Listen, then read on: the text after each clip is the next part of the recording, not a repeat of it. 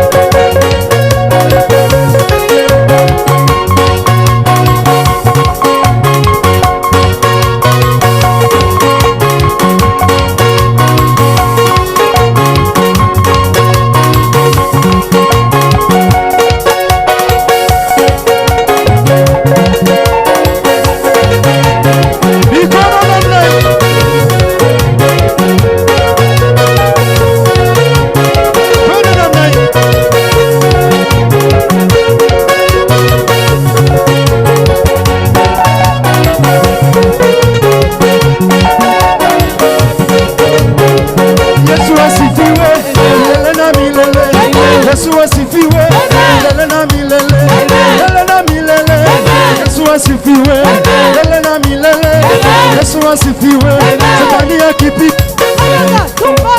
Shetani akipita, shetani akipita, shetani akipita, shetani akipita, magonjwa yakipita, magonjwa yakipita, umasikini, umasikini, kisirani, asifiwe milele na milele. Yesu asifiwe milele na milele. Yesu asifiwe milele na milele. Yesu asifiwe. Baba, naomba kutembea nawe milele. Naomba nitembee nawe milele. Oh Baba, naomba nitembee nawe milele. Baba, naomba nitembee nawe milele. Baba, naomba nitembee nawe milele.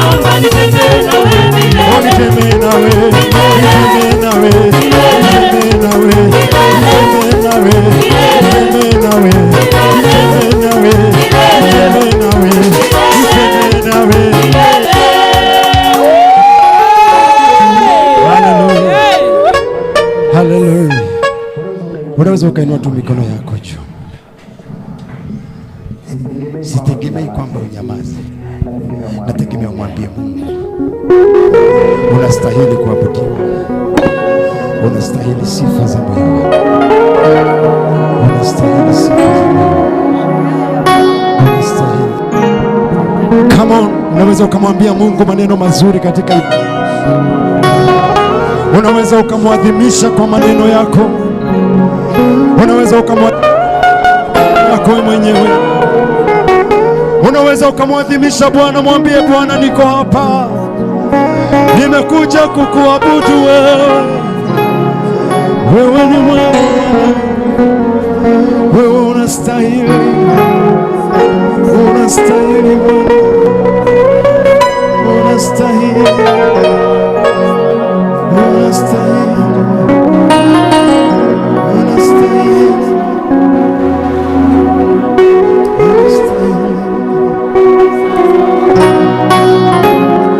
Tunainua mikono yetu Bwana mbele zako, tukikuadhimisha wewe asubuhi ya leo. Tunasema unastahili. Kama sio wewe tungekuwa wapi Bwana?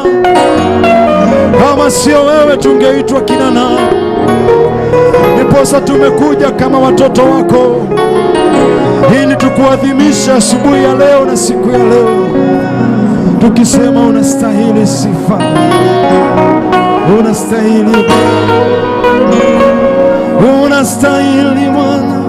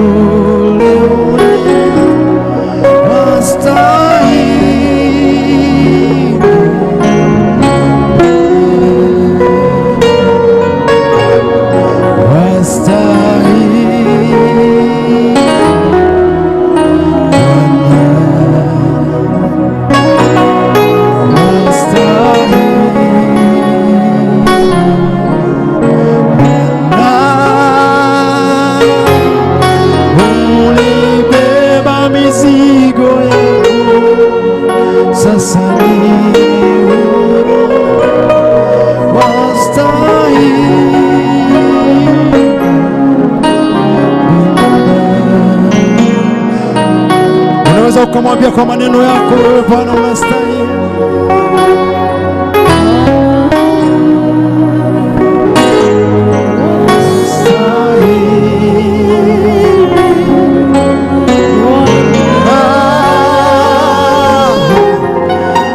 Ulikufa msalabani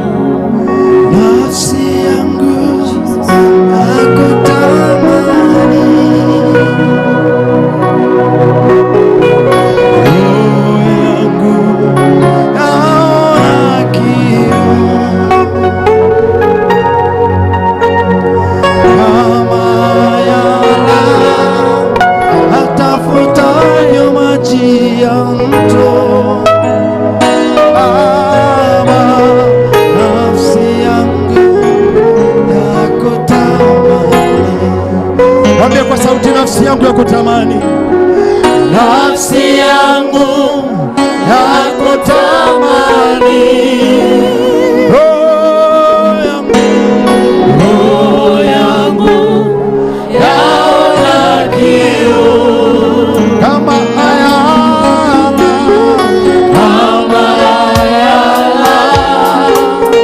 atafutavyo maji ya mto.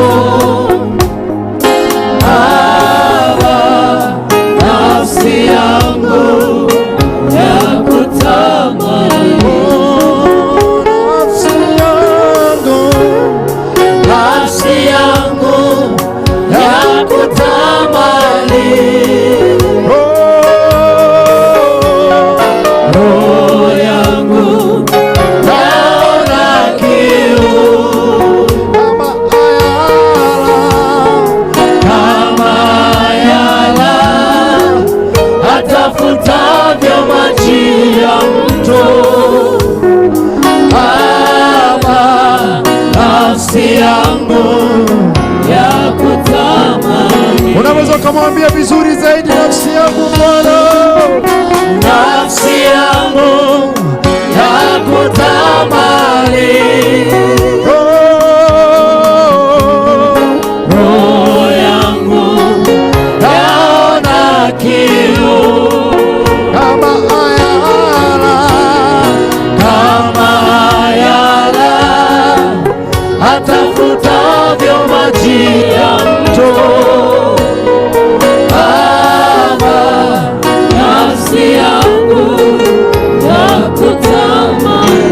Mwambie tena, nafsi yangu ya kutamani Bwana, nafsi yangu ya kutamani, roho yangu yaona kiu kama ayala atafutavyo maji ya mto. Baba, nafsi yangu ya kutamani, Baba, nijaze na Roho Mtakatifu, nikae karibu nawe, nirejeshe furaha ya wokovu. Baba, nafsi yangu ya kutamani, Baba, nijaze na Roho Mtakatifu, nikae karibu nawe, nirejeshe furaha ya wokovu. Baba, nafsi yangu ya kutamani, nirejeshe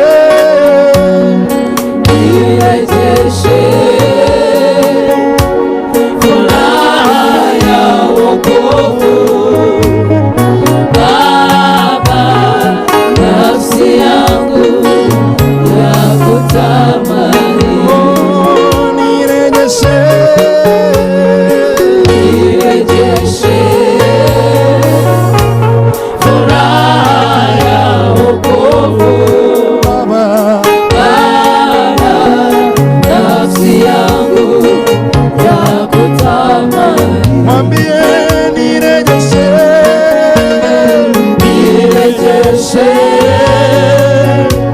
furaha ya wokovu. Baba, nafsi yangu ya kutamani, mwambie nirejeshe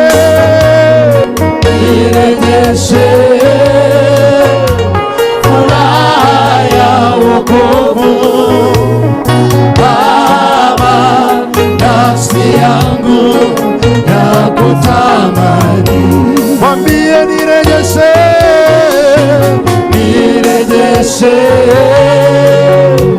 furaha ya wokovu.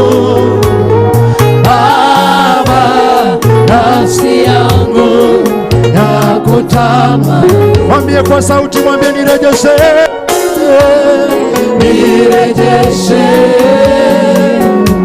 furaha ya wokovu. Baba, nafsi yangu ya kutamani, unaweza ukamwambia zaidi, nirejeshe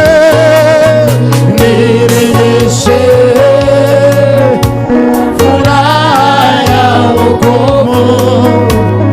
Baba, nafsi yangu ya kutamani, nirejeshe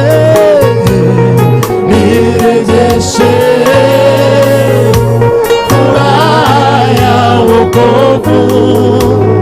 Baba, nafsi yangu ya kutamani, nirejeshe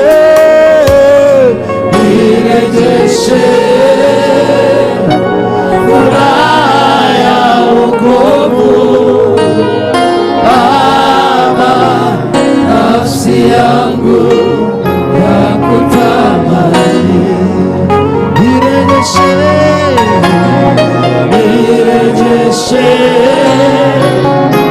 furaha ya wokovu. Baba, nafsi yangu ya Inua mikono yako juu, mwambie Mungu, niko hapa siku hii ya leo, naomba kuregeshewa nafsi yangu. Fungua tu kinywa chako dakika mbili za kuomba Mungu, mwambie Ngai nikwenda kurathimu, Ngai nikwenda kurathimu, nikwenda kuigwa kuma kuri wewe umuthi. Punguza kidogo keyboard, mwambie Ngai nikwenda kurathimu na nikwenda kuigwa kuma kuri wewe. Hai kidogo, nikwenda kuigwa kiugo gyaku, nikwenda kuigwa uhotani waku, nikwenda kuigwa Jehova ukinjareria umuthi. Hutia ngoro ĩno yakwa nĩ nyarirĩkĩte, nĩ ndũĩte mbara nyingĩ mũno, mbara itarĩ gĩtũmi, nĩ ndũithĩtio mbara nyingĩ, mbara itarĩ na gĩtũmi.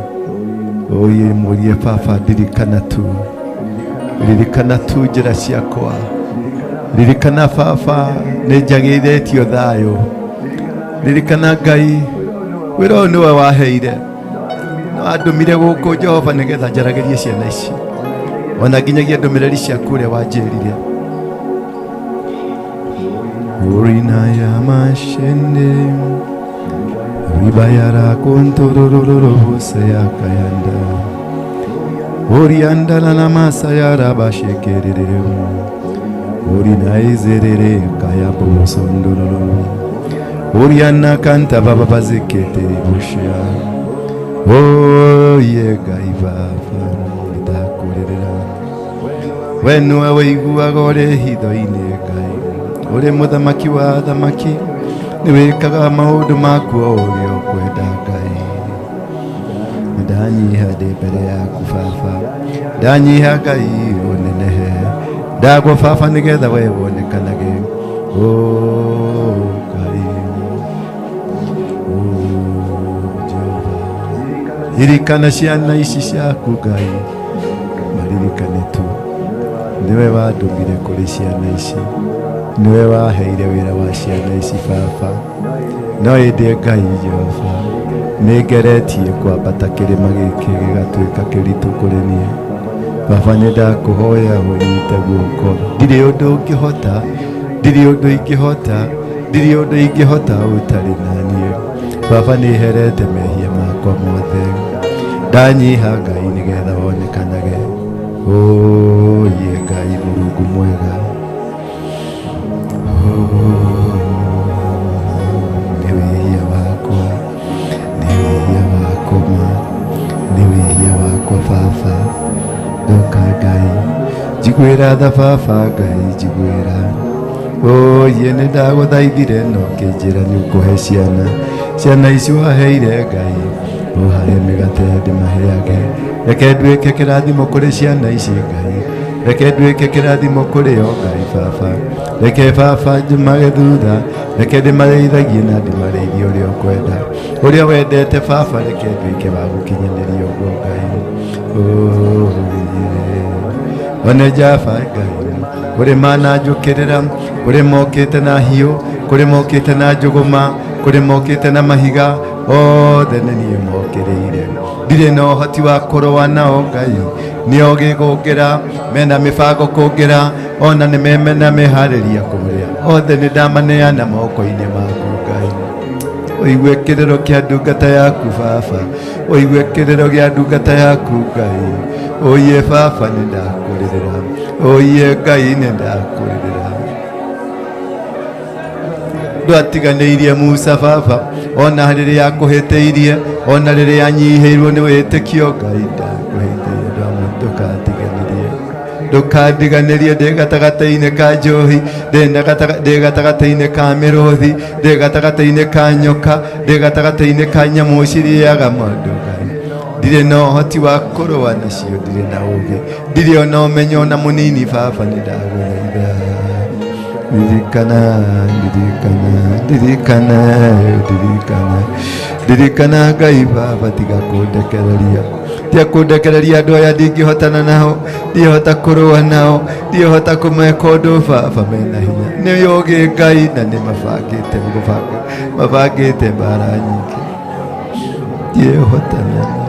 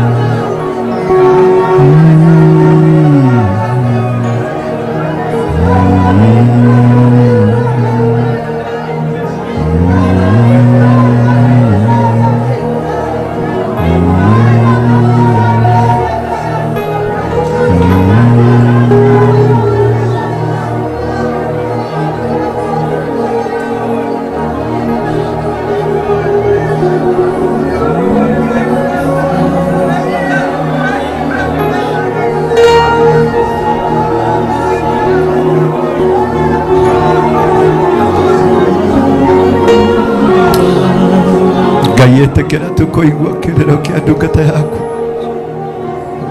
etekera baba njigua Ngai njigua tu nihĩtĩtie nĩ wĩhia wakwa ende Ngai nĩndoka hihiĩte etekera tũkũnjigua etekera kũigua ciana ici etekera kũigua nyũmba ĩno Ngai metekere tu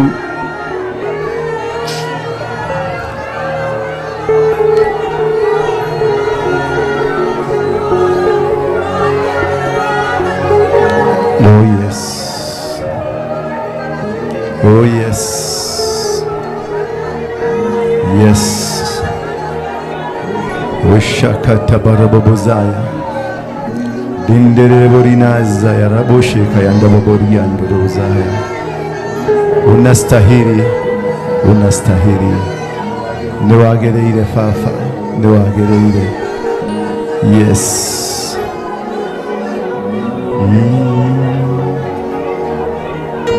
Kikuyu worship. Jesus.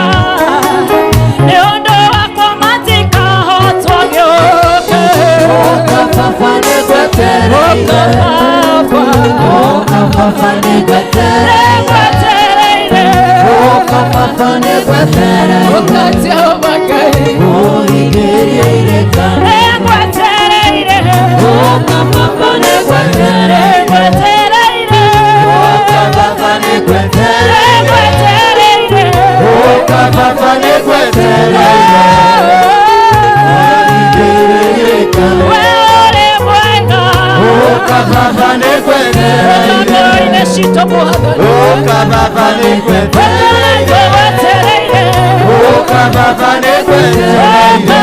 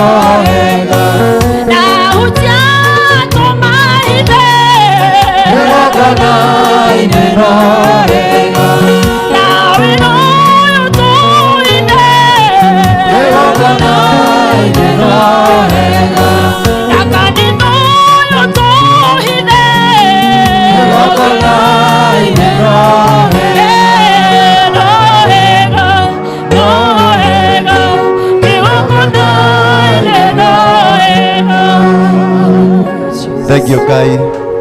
Nakushukuru Mungu. Wewe ni muumba wa mbingu na dunia. Milima yote, mabonde zote zinakuinamia. Makerubi na maserubi wote wanakuinamia. Mbingu na dunia inakutambua kuwa wewe ni Mungu. Wewe ndio uliumba binadamu, wanyama, miti na vitu vyote. Umeketi kwenye kiti chako cha enzi. Umekanyagisha nyayo zako hapa duniani huku ukituchungulia na ukitubariki. Na kuomba mkono wako uwe pamoja nami ninapofanya kazi hii yako. Hakika sio mimi nilijituma, ni wewe ulinituma. Wewe ndio uliniambia na unanipatia maagizo ya kufuata. Baba, nisaidie tu, maana hii kazi siijui. Wewe tu ndio unaijua. Hata hawa watoto wote hawajui chochote. Wamekuja kwa sababu wamekuja kutafuta uso wako. Usijifiche kwao. Waonekanie kwa matarajio yao. Wasaidie wakuelewe, wasaidie wakupende, wasaidie wakae karibu na wewe. Wasaidie kunyenyekea mbele zako. Wasaidie wasijawe na kiburi, wala wasiwe na roho ya kuwa na kiburi. wakuwe watu wa kunyenyekea na kutafuta wakati wote, wakuwe watu wa kukupenda na kukaa katika mstari wako, wakupendeze kwa njia zote zao na kwa njia matendo yao waweze kukupendeza. Watakapoinukiwa na roho ya kiburi, Jehova, najua unajua kuvipu uzima, na kuomba Baba ukawanyenyekeze, maana kazi hii sio yangu, ni kazi yako. Ninapofanya hii kazi nafanya kwa ajili yako, nafanya kwa ajili ya utukufu wako, kufanya kwa ajili ya ufalme wako. Ninaomba msamaha wa vyote nilivyovitenda kwa kusukuzudia na vyote nilivyotenda bila makusudio. Ninakuomba Baba ukanishike mkono tena, kama vile ulivyotembea na Elia, tembea na mimi. Kama vile ulivyotembea na Musa, tembea nami. Kama vile ulivyotembea na Abrahamu, tembea nami. Tembea nami Baba kwa vyote. Katika unyonge wangu utembea nami, katika nguvu zangu utembea nami Baba. Nisaidie nikujue, nisaidie nikupende zaidi, nisaidie nikae karibu na wewe. Na ni katika jina la Yesu Kristo naomba na kuamini. Tunaweza kuketi.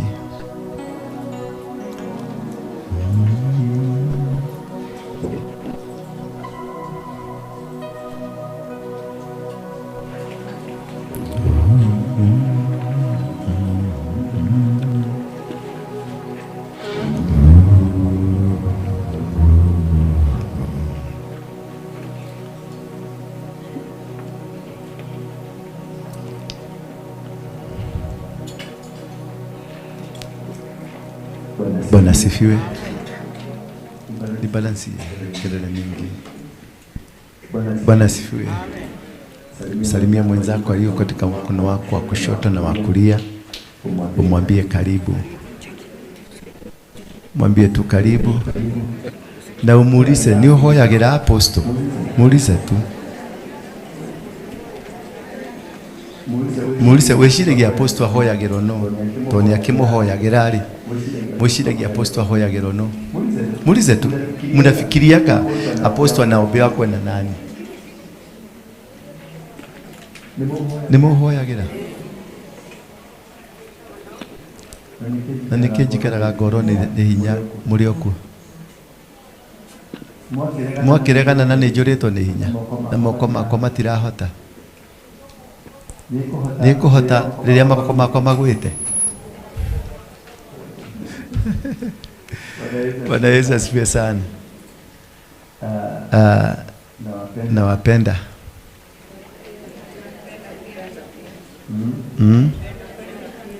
Nawapenda. Lakini sioni kama mnanipenda. Do you love me? Wow. You look so beautiful. Very beautiful. I look beautiful. Thank you. Thank you. I look beautiful. Don't know lemonya dagera. Charity. I look beautiful.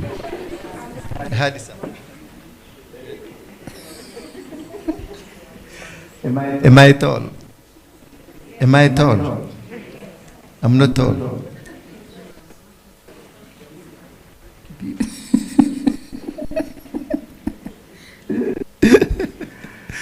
Si already ana blush. Anasema Wadhani ya gosho. Nashukuru Mungu kwa sababu ya kunipatia muda mwingine wa kukua mahali hapa. Hata kuja kusimama hapa ni muujiza. Ningeweza tu siku moja kukupatia mimi, nikupatie ukae na mimi one hour. Kuitwa Waruige ni kitu ngumu sana. Kukua Waruige is the most difficult thing you can ever have in your life. Deja maybe mnaonanga tu, mnaona mtu amesimama hapa. Hubeta gikuo kia white kiraihu. Doe hubiri ogwo kani arenda akwehuba. Unaenda kukaa, unakuja na kasuti kako vizuri, unakuja ufikiria ndio kanavaa, unaambiwa vaa hii. Na inakuwa hivyo. Na unavaa hivyo. Kuwa mchungaji, na ndio wakati mwingine nazungumzanga na watu hapa, naambia kuwa mchungaji ni kitu kigumu. Lakini zaidi ya kuwa mchungaji wa kuitwa It's more difficult kuliko kuwa mchungaji wa kumwagiliwa mafuta na wachungaji wale wengine. Ama mtu wa kukua leader because you are supporting somebody or because you have walked with somebody.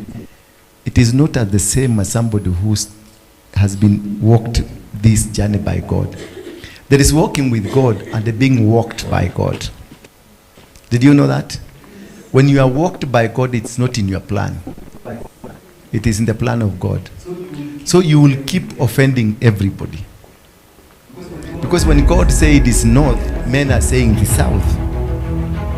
When men are going west, God is saying east. So every time you will be at loggerhead, utakuwa unaenda opposite na wale wengine na mapenzi ya wale wengine.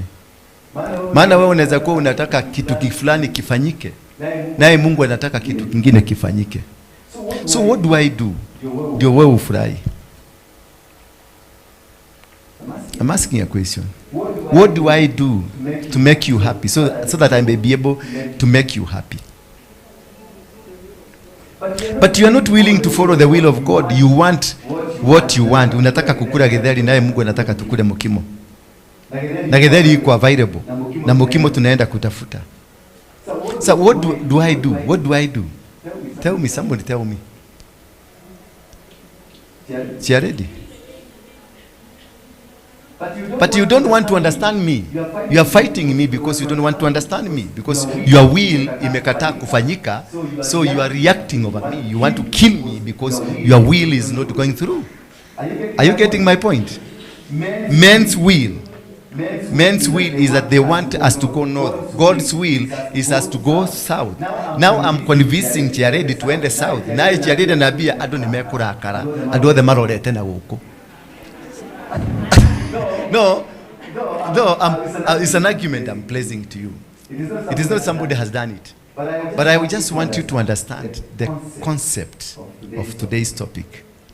That when you are in the will of God, it is not necessarily that you go with the people.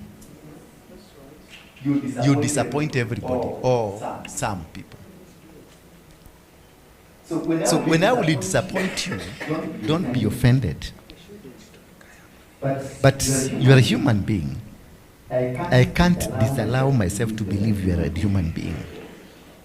So that portion of you being a human being and having wanted things to go your way, and things have failed to go your way, I will not condemn you for you to become angry because you are still a human being, because you are not a God. According to me, it is God, but according to you, you wanted this way. Now put yourself in a position of a human being. Don't be a Christian. Stop. Abogwe. Tewe tu kama Kristo.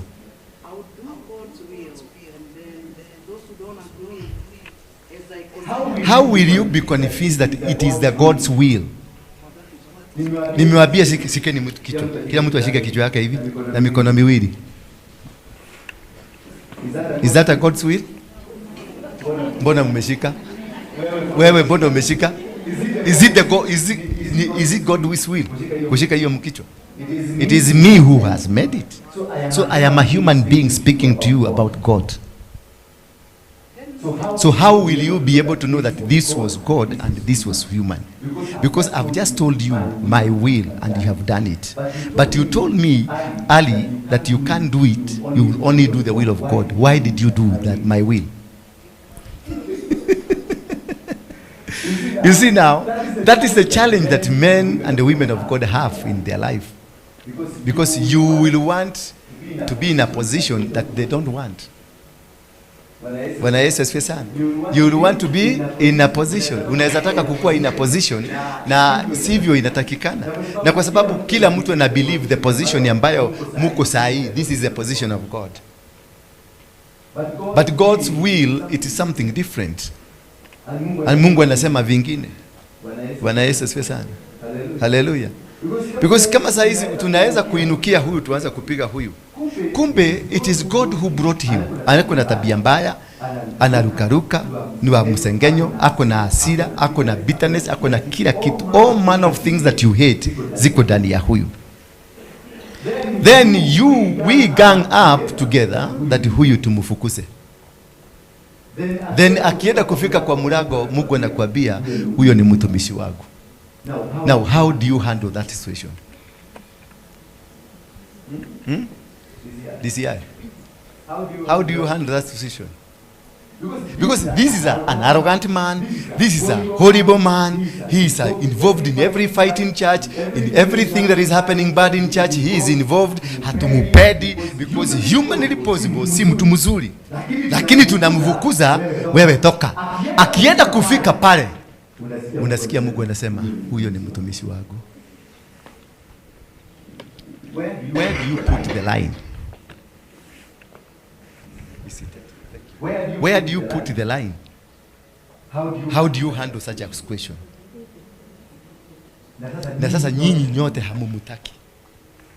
Nyinyi nyote na mnafaa kufanya, mimi nataka mfanye kazi na yeye, na nyinyi nyote hamumutaki. Atakuja kufanya kazi wapi? So na mkiamua mkasirike, mtoke muende kabisa. Mukienda na wewe unanipigia simu follow up. Siwewe unanipigia simu ati siku hau follow up fulani sijamuona siku 2 siku 3. Kwani kuliataje? Na yeye sitaki kukuambia ni kukasirika kwa sababu nimekataa kufukuza huyu. No tell me wewe ndio uhuragira thimu kujuya tutireka andu follow up. Na mutumia ndirahureire thimu na arajira maundu mari agereire kou bla bla bla nikio ataroka kanitha. Si wewe umenipigia simu kama hizo? Sasa huyu ni mtumishi na amekasirisha wewe, amekasirisha huyu, amekasirisha huyu, amekasirisha huyu, na amekasirisha huyu, na amekasirisha huyu, na amekasirisha huyu, na nataka mfanye na yeye kazi. Na nyinyi sasa mmefika hapa. Yeah? Tuobe nani sasa? Tuobe hawa ama tuobe huyu? Tutaobea nani? Tutaobea hawa ambao hawamtaki ama huyu mwenye hatakiwi? Sasa nani ataoba? Hapana, wewe hawamtaki huyu, na nikikuita tuobe utasema si, hata kanisa leo sitakuja kwa sababu huyu yako kanisani. Sasa tutaoba wapi? Tutakuwa wapi tukioba? Maana edamu igwithani na mutirenda kuigwa. Nie mwenyewe ndirabatara uri. Mimi nahitaji uri aniinue mikono. Sasa mimi nitaomba aje? Mikono yangu mmeiweka chini. No. I'm following Christ na mikono yangu imeenda chini. Kwani Musa hakuwa na follow Mungu? Mikono ya Musa ilipoenda chini, nguvu ilikwisha, wakapigwa. Mikono ilipoinuliwa, wakapigana. Sasa mikono yangu iko chini, tunapigwa. Hata mimi mkipigwa ninapigwa. What do you expect me to do? Or what can you do to solve this matter? Because huyu ni mtumishi na nyinyi nyote hamumwelewi na hamumtaki.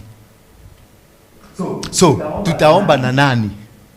Umesema tumuombe. Tutaomba na nani? Na wewe ni mmoja haumtaki. Na wewe ile kitu nataka kusikia ni aende. Na yeye nikimfukuza, nimesikia nyinyi kumfukuza. Amefika pale kwa mlango, Mungu akaniambia huyo ni mtumishi wangu. Ananiuliza swali. Wewe ulikuwaje kabla nianze kukutumia? How are you? Worship team, nisaidia sense. Wewe ni wenye nakataa Pastor Mukirokuru.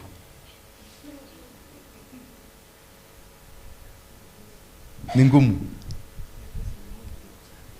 Ni Mungu anisaidie. Wewe Koki, nitatulie nisaidie kutatua hii kesi.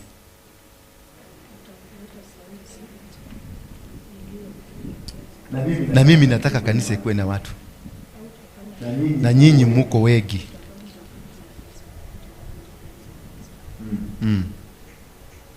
Na mkitoka muende. Mkasirike muende. Kwa hivyo nisi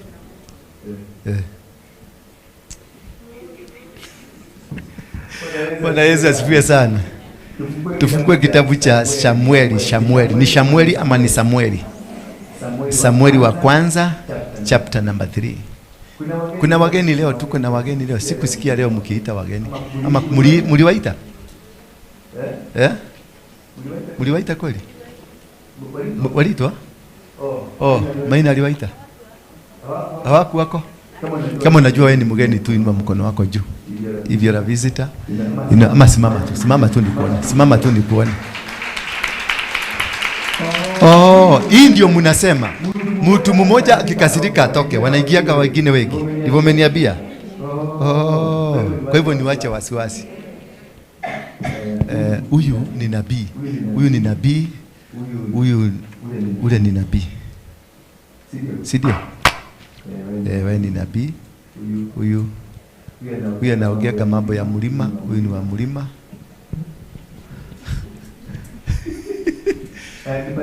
Wapatie microphone hapa, wasalimia wa nini, waseme majina yao. Hawa ni watu wa mlima. Hii ni timu ya bikuni. Unaona hiyo timu yote mmeona hapo hivyo? Ni timu ya bikuni. Hii si timu ya kawaida.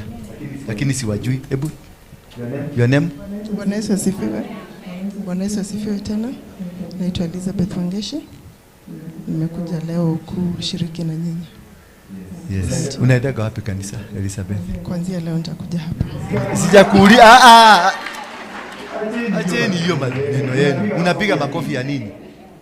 Damu ile kioleni achokelia kioleni kia damu. Na ni makofi make murahura. Sianane mi. Unaenda kanisa wapi? Mimi ni Mkatoliki. Mkatoliki. Thank you.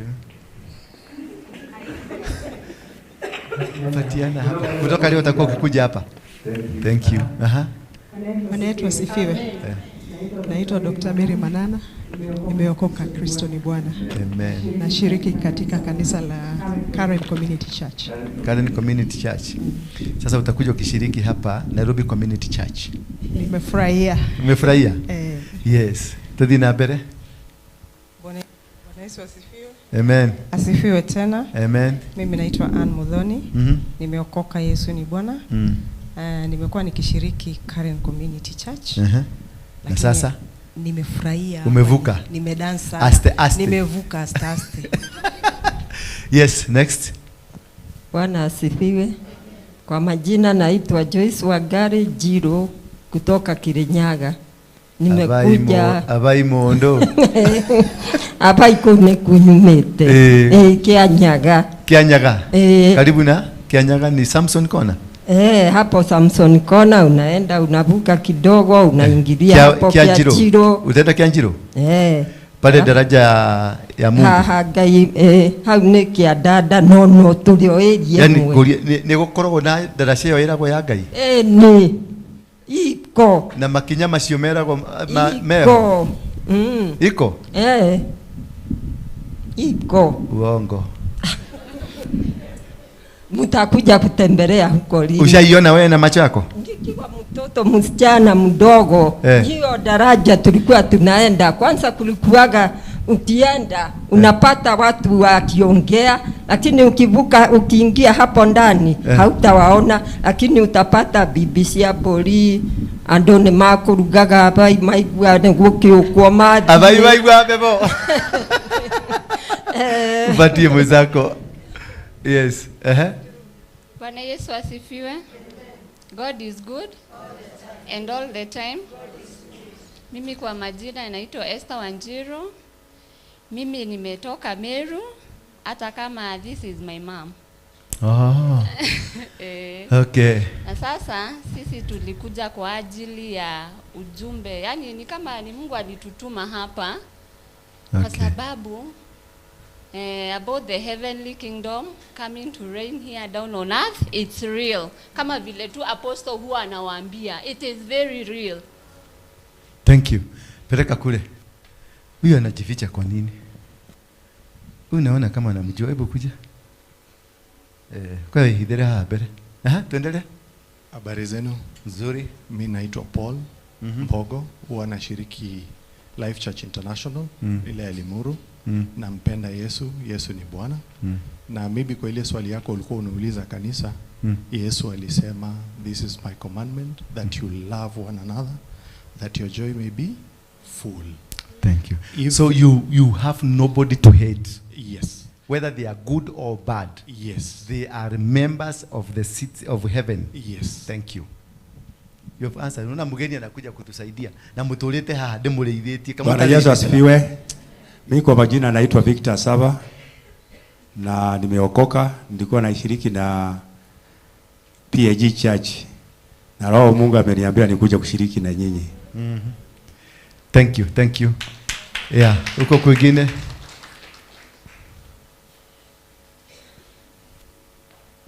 Praise God.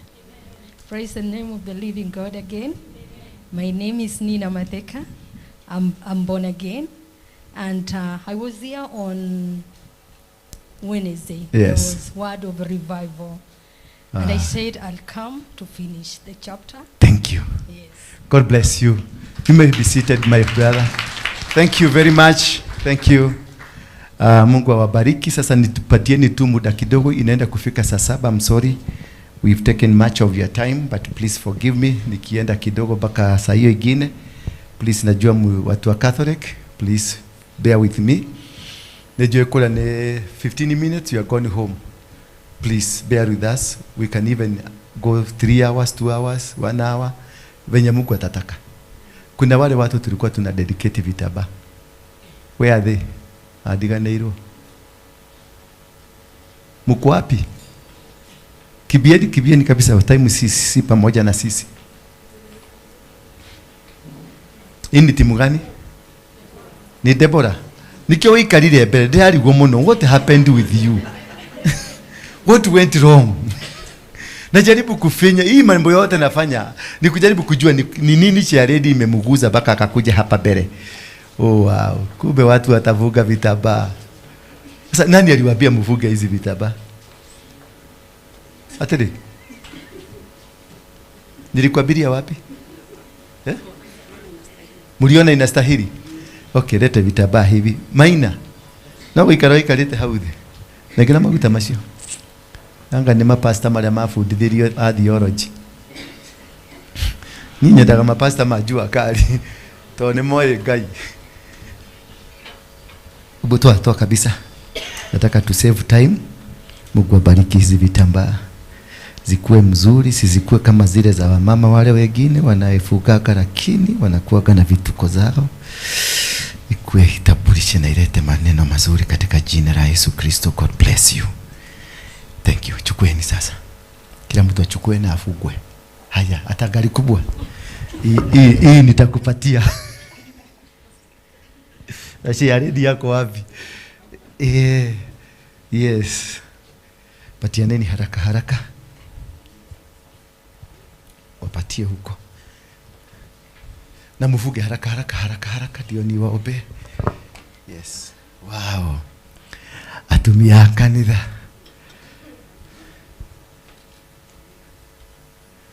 Atumia taya mwamonireko.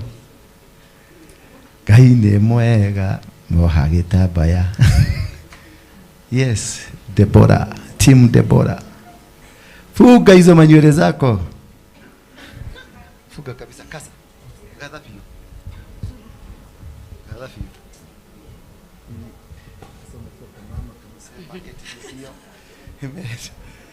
Harakisha. Huyu mama hajawahi kufuga kitambaa. Amejaribu kutafuta formula imekataa.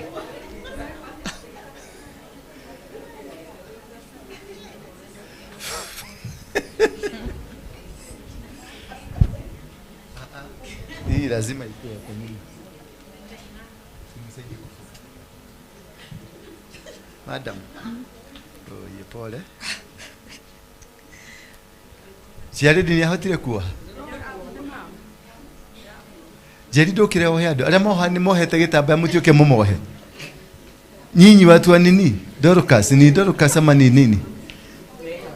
Si muke ufuge watu vitambaa.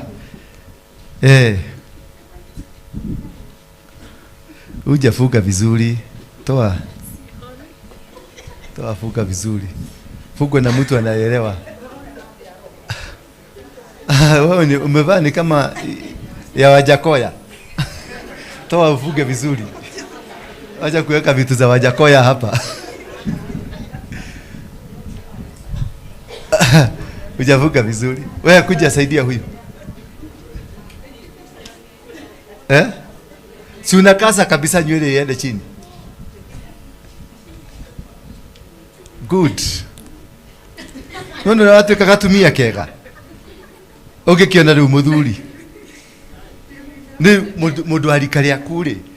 Athuri arikaria magikwenda ri mendaga mutumia muthingu, toguo riu aikara. Riu agitikaraga mutumia mwega muthingu, muthaka. Riu haha ungiuma haha njari ni Ona ria wathakara. Ta huro mbica utumire muthuri wone uria gukwenda umuthi. Ade gukuria wikunjuke. Ate no hithi mwe kuhoria. Harakisheni, tumefunga? Haya, shikaneni mikono kama mmefunga. Thank you. God bless you. Shikaneni tu mikono. Kanisa, nyosheni mikono yenu hapa. Ndari aroha. Kayo wago huko. Uyo ndari aroha. Neke here.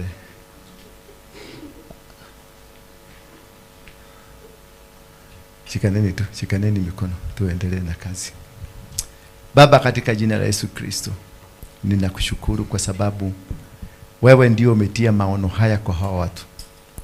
Umewafanya wafunge vitambaa kusudi wewe ndio unajua. Maana hatukuwaambia, lakini wewe uliwazungumzia kivyako. Wasaidie wadumishe sababu ya kitambaa chenyewe. Ninakitakaza na ninakiweka wakfu. Kutoka leo ni kitambaa kitakatifu kwa ajili ya utukufu wako. Na ni katika jina la Yesu Kristo naomba na kuamini. Amen. So muko na sacrifice. Ninapokea dhabihu hii kwa ajili ya vitambaa hivi na kwa ajili ya kazi ambayo watakuwa kifanya, huduma ya kusaidia, huduma ya kuwa baraka kwa wengine, huduma ya kuinua kazi yako. Ukawabariki, ukawasaidie, kazi ya mikono yao ikabarikiwe, na mahali popote watakapokanyaga wapate vibali vyote vya kibinguni na vya duniani. Wapate kibali cha binadamu na wapate kibali chako. Milango yao na ikafunguke na nia zao zote na zikakubalike. Jua lisije kuwa ligumu kwao, ila likuwe productive kwao. Na chochote ama lolote watakalo lifikiria ama kutaka kutania kulifanya, na ukalifanya kwa utukufu wako. In Jesus name. Amen. Wapigieni makofi wanapoketi. Alafu baadaye lunch hour tukimaliza mkuje tukunywe kachai pamoja kama mmefuga hiyo kitambaa hivyo, na wale wengine ile timu nyingine nayo tufuge. Nipatiwe kitabu cha 1 Samuel chapter number 3. Tusugumuse kuhusu receiving the calling of God. This is the calling of God. Because I don't know why mumefunga vitambaa. I don't know. Mimi sijafundishwa kwa warokole. Mimi nilikuwa mungiki. Bwana Yesu asifiwe sana. Mimi nilikuwa nini? Mungiki. Mimi ni Mungu tu ananitrainanga kila siku.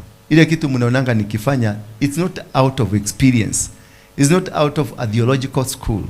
But I learn from God. Every single day he teaches me something. And because, why does God teach me? God teaches me because I decided to have a teachable spirit. I decided to listen to God. I decided to walk and do the will of God. Praise be the name of God. And when you do the will of God, you can never go wrong. Hauwezi ukapotea. If you feel that you know, unajua sana, Mungu na wewe kuna mahali atakufinya, utajua hujui. Mimi nilifanya hivyo, nilikuwa na kiburi, nilikuwa sisemeseki, siabiliki, siabiwi, na kaaga kama kiburi, kama natembea kama getingo. Wakati Mungu alidecide kunileta chini, alinirudisha chini. Bwana Yesu asifiwe sana. Eti ni mimi nashika microphone na wahubiria. Mimi nilikuwa nimekataa. I did not want to hold a microphone. If there was anything I hated, it's a microphone. But how today I hold this microphone to teach? Ati ni mimi ni chiaredi. Ndojo ikario bagi. Mwanyonaka ukaigira kifada rugu. Ati ni huje gesia Yesu na jebuga Yesu ni mwishi wa bao. Niko nasema Yesu ni mkora. Ni mwishi wa bao, mtoto ya maraya. Hakuna kitu sikuita Yesu. Lakini Yesu, the more I abused him, the more he came closer to me. When God has chosen you, there is nothing you can do. When God has said you are the one, Moses was the least amongst the people that God could have used, according to men. But Moses was the highest, according to the plan of God. He was a stammerer. Alikuwa mtu wa hasira. Alikuwa mtu arrogant. Kijamaa kilinyonga mtu kikiwa peke yake. One person akanyonga mtu akiwa peke yake.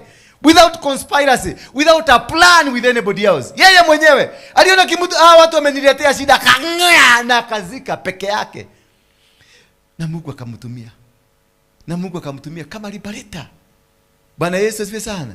So there is things that will happen in our life. They are beyond you. They are beyond me. Don't hate this person because wewe una feel ati haumutaki, haumupendi. Kuna yule preferable candidate wako. Huyo ni wako, naye Mungu wako na wake. Bwana Yesu asifiwe sana. Listen to the call of God. When you listen to what God is saying, you can never go wrong. You can never have your own person. You can never have ati lazima nifanye kazi na huyu, ama nikae hivi, ama nitembea hivi. No! God has his own choices, and we have choices. If they don't line with the plan of God, God will reject them. Bwana Yesu asifiwe sana. People in this country have opposed me. Watu wengi, mapasta wengi, they wameniopose, wamepigana na mimi. But the more they fight me, the more I'm going forward. The more they fight me, the more I'm going forward. The more they want to kill me, the more I'm growing strong. Because I am in the plan of God. I'm not in the plan of human being. The moment you know that you're not in the plan of God, if you're not in the plan of man, you're in the plan of God, nobody will shake you. Bwana Yesu asifiwe sana. Hakuna mtu anaweza kukubabaisha wala kukutisha. Maana you are in the season. You are in, like myself now, I am in my season. Hallelujah. Kama hamjui kutoka wakati tulitoka mlima, tuliingia kwenye season. It is our season now. And wale watu si wa hapa, ambao wameshikilia kukaa hapa na si wa hapa, hawawezi kukaa hapa, kutachomeka. Maana this is not their season. Don't force things to work the way you want to work. Don't make things move katika njia ambayo wewe mwenyewe unataka. Allow, seek God. Kufunga kitambaa kama hiyo, seek God. To come to church, seek God. To hold a microphone, seek God. To teach any word, seek God. Don't do things just because you want to do them. You must have a clear indication. Wale wa mama wanasema, I have been teaching you about kwenda mlima. Hawa wamekuja, I don't know them, they are here. Niliwaambia kuhusu hiyo daraja ya Mungu, wamekuja, they have confirmed. Bwana Yesu asifiwe sana. And that is how you know that you are right with God. Tunarudi huko tarehe 19 mwezi wa 9. Bwana Yesu asifiwe sana. Na Daudi hii mnajilipia. Daudi hii mnajilipia. Na nataka tuende na 1000 plus. 1000 plus. Maana siku hiyo tutainua madhabahu na tutahuha shoro. Tutahuha shoro. Mnasikia ile Uhuru alikuwa ameambiwa ahuhe, akakataa kuhuha. Siku hiyo tutahuha. Na siku hiyo mpaka CNN itakuwa na BBC itakuwa. Tutahuha, tutagaza. Na sisi yote tutakuwa kwa white, tutahuha. Yes. Adwa gwetea madina mbere na gutwetera. Megutotwarako. Adwa gutuhura madina mbere na gutuhura. Megutotwarako. Mimi nimepigwa risasi. Dika na newe shari dinde didadiria horeto. No way. Wamenyereko. Atinasemaga hapa saa 12 kwa mwili. Nimeenda jela mara 52 na nimewekewa sumu mara 9 na nimetekwa accident 18. Nimepelekwa hapa Nyati House. Nyati. Hapa Nyati House. Siku hiyo wa Monyoro ndiye alikuwa bosi ya huko. Dark room. Nimefinywa. Mnasikia kufinywa? Nimefinywa. Hiyo ndio ilisababisha nizae watoto wengi. Sikuzaa watoto wengi kwa sababu nilikuwa prostitute. Hapana. Nilikuwa nataka kutest kama nimezimwa. So don't blame me kwa sababu ya watoto wengi. Niko na watoto 35. Na orang'ang'ana turenda guka kuhikio ni mundu na ciana 35. Sigage kuhura. Ukataba wehurie ni ihe cigana na ni njiretu cigana na ungioka kurehera baba wao thina ri cige kumbanira ciothe no cigutigie. The main only reason, I was not a prostitute. I was not mtu wa kutakataka, lakini venye nilifanywa pale na hawa wazee, nilitaka kukuja huko kuangalia kama niko sawa. Na hiyo ndio the only way I could have tried to see whether I'm okay.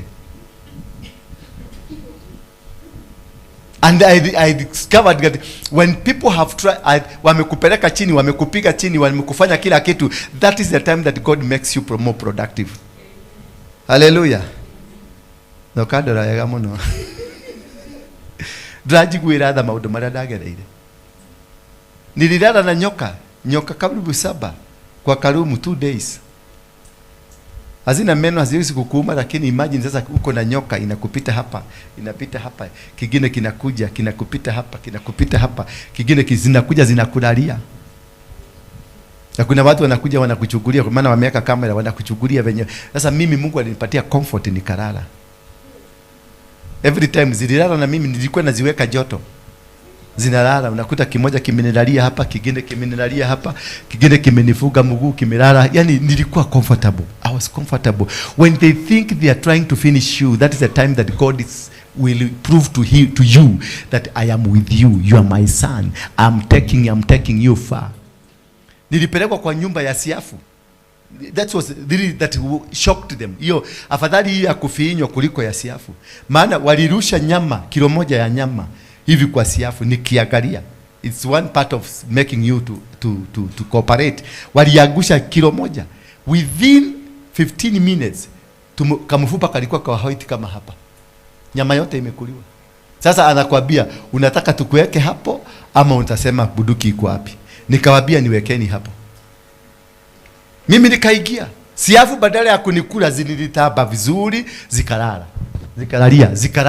Nona vile joke sitaba sikataba hado, zikalala, zikanilalia vizuri, zikatengeneza rea.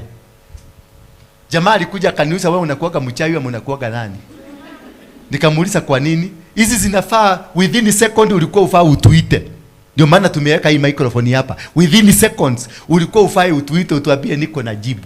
Sasa tumekaa 1 hour, hakuna jibu, hakuna kutuita, hakuna kuongea, wewe ni nani? Nikaambia mimi ni mtu wa Mungu. They cannot finish you. When God has decided to use you, when God has decided to choose you, when God has decided to walk with you, because you are not an ordinary man, you are not an ordinary woman, you are a chosen vessel for the purposes of God. And that is why no enemy will be able to fight you. Hakuna adui atawezana na wewe. Hakuna adui atakuweza. Hakuna adui atakushinda. Utashinda vita vyovyote. Maana it is not in your capacity. It is not in your will. It is not in your arrangement. It is the arrangement of heaven. And those people you don't just walk around. Unaenda unasema utapigana na wao. Utakuwa na kiburi na wao. Hiyo kiburi kitakukunja. Avoid that kind of people. Ni watu wabaya, si wazuri. Ni mwana katadiki mundu kiega. Unachikiria kuwekwa kwa mashini ya kunyogwa. Si niliwaambia venye niliwekwa kwa mashini ya kunyogwa. Jogona alikufa. Jogona yule ananyogaga watu Kamete alikufa. Baada 3 months later alikufa. Maana alikuwa anakuja kila asubuhi ananiambia, "Waraige! Siku wiki mbili imebaki." Nikamwambia kubavu, kwenda mimi sikufi. Anakaka, "Waraige! Wiki moja." Maana kunyoga mtu analipwa. So alikuwa anatamania siku ifike ndio apata kamshahara. Na kunyoga mtu ni shilingi 100,000 na 150,000. Ili angelipwa. Hiyo ni kaproti then. Bwana Yesu asifiwe sana. Alikuwa ananikumbusha kila siku akipita hapo. Na mimi nilikuwa namwambia mimi sitakufa, wewe ndio utakufa. Baka akanipeleka kwa mashini juu akaniambia, "Ulisema namna gani, rudia tena?"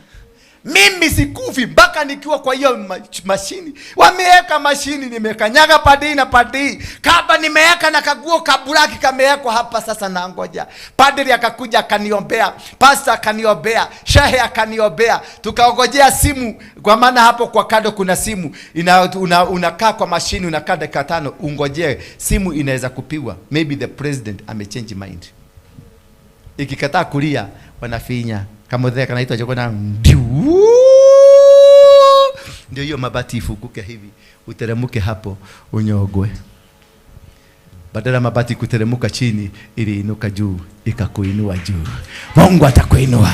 Watapanga kukumaliza, lakini Mungu atakuinua. Watapanga mipango miovu kwako, lakini Mungu atakuinua. Huyo Mungu anakujua na anajua the reason for you to be here. Mabati iliniinua juu. Something that has never happened worldwide. Mabati kufunguka na juu, inafungukanga na chini. So when God has called you, mabati yako itafunguka na juu. Hallelujah. Maana watatarajia uende chini, kumbe saa hiyo ndio Mungu anataka kukuinua. Watapanga, watakuwa wamepanga wamekumalizia, kumbe that's the time that God is beginning with. Lazima ningemalizana na Kenya mpaka president, nikafanya ile power of mercy ya president, tukaandika barua, president akakataa, makoti zote zikakataa, ma DCI wakakataa, everybody akakataa, mpaka wazazi wakaitwa wakakuja waniambie wanipatie bye. Wazazi walikuja wakanipatia bye. Mke wangu alikuja nikamuhagi, nikamumunya. Sasa nikaimagine, maana mke wangu alikuwa beautiful. Nikaimagine sasa huyo ni adhie, huyo ni daddy. Ado ageni wa maleko. Nikaambia Mungu. Tutoto tukaletwa hapo tukanihagi, lakini hatukuwa tunajua naenda kunyogwa. Wanakuambia kaitisha chochote nataka. Nikaitisha mchupa ya Hennessy, government pays. Kisha mchupa ya Hennessy. Nikameza. Watu kitaka kuku. Watu kitaka anything unaletewa. Madam, utaletewa. Siku hiyo nilikula vizuri. Lakini I kept on reminding Kamuse Haka, I am not dying. Bwana Yesu asifiwe. I want to assure you today, before the destiny ambayo Mungu amekupangia, you are not going to die. Nobody is able to terminate your journey. Nobody is able to turn around your journey. Nobody, hata wakakuinukia, hata wakapigana na wewe, hata wakawa na viburi, hata wakawa na anything that they think they can be able to do. Hakuna kutile mudo konyitelela moyo waku. Hakuna mtu ameshikilia. Maana your destiny is connected with God, and when God decides it is your time, nobody can be able to terminate your destiny. It is only God who knows the reason he created you to be on this world. Only God that has a reason for you. Nobody else has a reason. It is only God. It's only God who has a plan. And he says, I got a good plan. A good plan. A plan not to destroy you, but a plan to make you strong. A plan to make you wonderful. A plan to make you successful. God has a reason. God has an arrangement for you. And then this somebody called Samuel. Samuel hata kukuja kwake duniani alikuja kwa matatizo mengi sana. Maana ilibidi mama aombe. Mama akaomba mpaka watu wakamchekelea, mpaka watu wakamkejeli. Watu wakamuona ni kama huyu hajielewi. But God alijua Samueli atakuja tu hata mcheke. Samueli atakuja tu hata mkejeli. Samueli atakuja tu hata mkatae. Samueli atakuja tu. Whatever God has deposited in you, it is still coming. Don't worry on the situation you are in today. The situation you are in today is a preparation, because God does not want to contaminate you with other people. He just wants you to come in your season as per the arrangement of what he wants to give you. As per the arrangement of what one, kila kitu amepangia, amekupangia. The atmosphere ambao umepangiwa na Mungu haiwezi kuchanganyishwa na mtu mwingine, haiwezi kuwa contaminated, haiwezi kuwekwa katika mahali ambapo hapafai. You are an original. You are not ordinary, you are extraordinary. Ndio kwa maana wakati wa mama walikuwa naambia mama, huyu mama wa Samueli alikuwa naita wa mama, kujeni mnisaidie kuomba mtoto akuje. Hadi wakati walianza kumchekelea wakaondolewa. Bwana Yesu asifiwe sana. Sema maadui wako wataondolewa leo. Watu ambao hawakuhusu wataondolewa. Wale watu ambao si wakionekiki yako wataondolewa. It doesn't matter how many days you have worked together. It doesn't matter what has happened to you. Wataondolewa. Maana when the time this boy is about to be birthed, God will do something. He will chase away those people that will come wanaweza kuja ku own the project, to own the baby. Kama Kama Hana angeendelea kutembea na akina Penina, wakimbia wakimwombea na maombi ifike na azaliwe, wakina Penina wangekuja kusema ati mtoto ni sisi tulikuombea. Ilibidi mpaka marafiki zake wote wamwache kabisa. Ilibidi walichoka kuomba, wakaanza kumchekelea, mamu itagadhata ya gware, mamu itagadhata inodege shiara. Lakini Mungu alikuwa na plani, kumbe alikuwa anataka kuwaondoa, so that when Samuel comes, nobody will own him. Your gift will never be owned by anybody. Touch your neighbor, mwambie, whatever God has deposited in you, it will never be owned by anybody. It is only that God owns it. Wakati walipomkejeli, Hana akiwa katika hali ya kukakaa, akasikia sauti kamwambia, badilisha maombi. I am not looking for a baby. God told him, mimi si mtoto nataka, mimi nataka nabii. Hallelujah. Mimi si mtoto nataka. You may be praying for something and that God doesn't know and hataki hicho kitu. Kumbe Mungu anataka kuleta kitu kingine, lakini you've been calling, praying every time, because Ana na kina Penina walikuwa naombea huyu mama apate mtoto. They were just praying for mtoto. Huyu mama na umuhekana, fafa niturakohoya, umuhekana, yani baba nitakuomba upatie huyu mtoto, mama mtoto. They were praying for a baby, an ordinary baby, but in the womb, katika mtombo ya mama huyu, ndani yake hakukuwa na mtoto wa kawaida, kulikuwa na mtoto nabii. Kwa hivyo hawakuwa wanajua, si mtoto amebebwa na huyu mama. Mayai ya huyu mama hayakuwa na mtoto wa kawaida, yalikuwa na nabii. So Hannah had to be convinced by the angels, a change formula ya maombi. Tell your neighbor, badilisha maombi yako. Mwambie, ninajua umeomba sana na maneno haifanyikangi. Mwambie, badilisha maombi. Badilisha maombi. Maana in the mind of God, God was not interested with a normal baby, because already there was a David coming, and a David needed somebody to anoint him. So the person to come and anoint David was Samuel. So Samuel was alikuwa ndani ya tumbo ya mama yake, being prepared because of one person called David. So the only reason for Samuel to come to this world was to come and anoint David. That was the main reason. So you have a main reason why you are on earth. And that reason, wakati itafika, na wakati itafika wakati wake, in the season, in the time. And you are here on a purpose, on a mission. So don't worry on what is happening around you. Don't worry on how people have rejected you. Don't worry on why things are not working. They are not working because your time is not yet. They are not working because muda wako haujafika. Muda wa kubarikiwa haujafika. Muda wa kuinuliwa haujafika. Muda wa kutangazwa haujafika. Na hawezi ukatangazwa kabla muda ufike. Kwa hivyo Hana alivumilia na maombi yake. Maana aliendelea kuomba na akaomba na akaomba, lakini nothing was happening until the time for the prophet to come. Wakabadilisha maombi. Mungu akampatia majira ingine, akabadilisha maombi, because the time of the prophet to come has come. Bwana Yesu asifiwe. You are not late.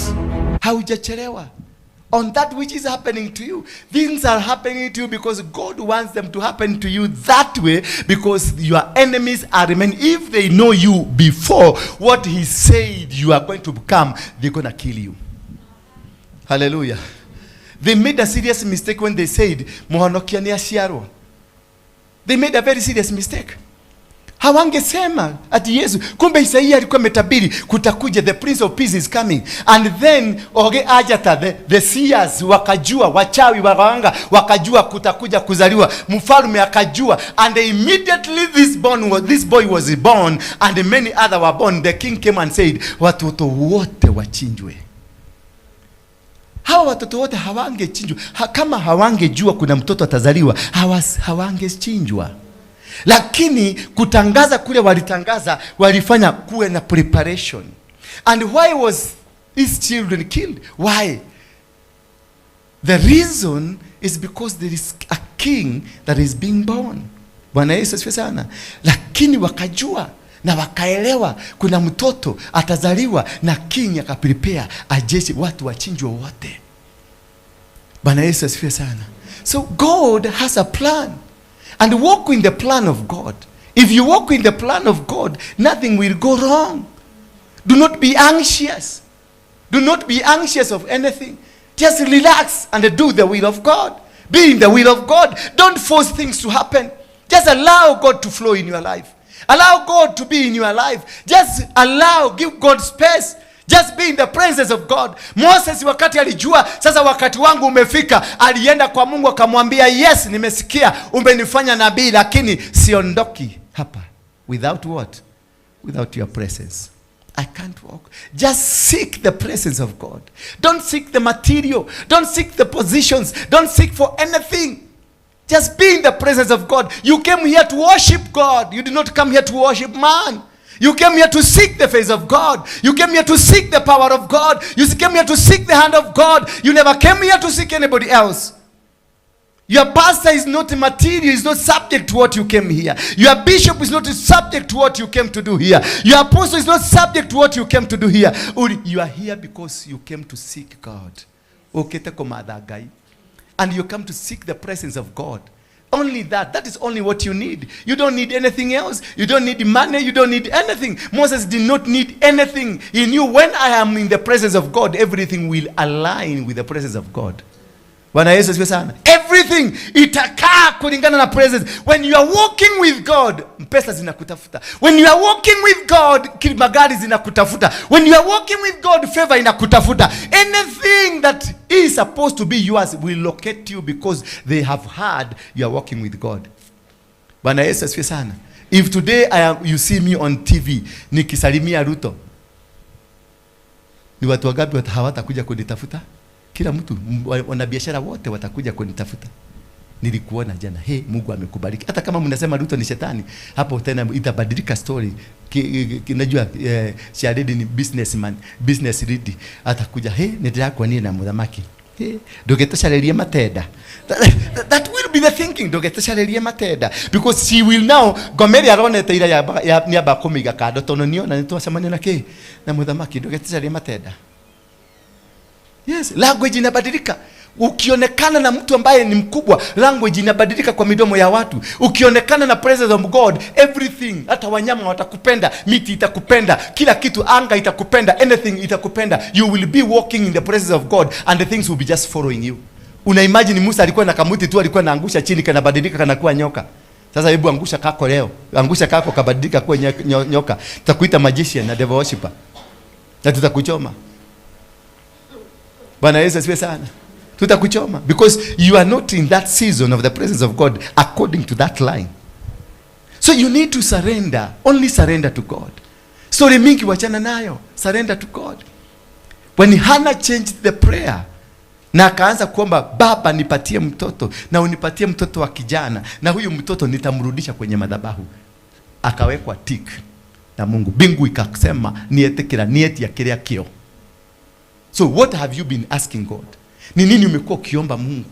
Have you been asking God akupatie the right thing, ama umekuwa ukiombea kitu kingine? Umekuwa ukiombea chai na Mungu anataka ukunywe uji? Bwana Yesu asifiwe sana. Ask your neighbor, umekuwa ukiombea nini? Maana nimeona shida ile imekutafuna, venye imekutafuna. What have you been praying for? Murirage koyo na nigwe thino yo gotindekete ogwo kokoreto kihoera ki. Mwambie change, badilisha maombi. Mwambie badilisha maombi. Jared, badilisha maombi. Mbithe, badilisha maombi because umeomba sana. Leo nilikukuta hapa saa ngapi? Saa 8 usiku umelala pale. Mpaka nikakuhurumia. Saa 8 usiku niliingia hapa, nikakuta amelala, amefanya hivi. One you max. Kumbe watu wanalalaga na mastailo. Akiomba. Na sasa nikimwambia nipatie shilingi 10 ataniambia kometa mno. Mwambie mwenzako badilisha maombi. Na Mungu atakukumbuka. So it is possible when you are in the will of God. When you are in the plans of God. When you desire to walk the way God wants you to walk, it is possible, it will happen. For Samuel, it was so impossible because akina Penina walikuwa wameona this is an impossibility. Akina Penina, in your life, they see an impossibility in you. But God has a reason to make you smile. God has a plan for you to smile. Mungu ako na mipango mizuri ya kufanya ucheke, ukusikie mzuri. Shosho, haijalishi ukinyetie miaka igana, Ngai no egukurathima, Ngai no eguka. Onoko ni musherere miaka yoyothe, no eguka mahinda ni makinyumaga igoka. Tigo sherere washereirwo ni amenyire akuhe indo nyingi wi muiretu nungiuragira niguo ari mwitei. Na nungi ahurire na no nyariri andu aingi muno. Taru gaka karigete. Uyu ire ndari mwitei muno. Muiretu. Getei. Getei ndonaga mwanake toyo gathie ngamunyita uguo. Tamuria. Tanyita ule wanyita. Oguo, wamanyita koguo. Ate? Nio kuhikia. Niko kuhikia. Kawake hikagio ni othe. Akanjira atiriri. Riu tondu ndi no ngiri. Ira Ngai kaundu. Kamwira turia maru na nie ndurie maru. Twire Mwathani ni wega. Ni gucamania. Ugatunya mundu.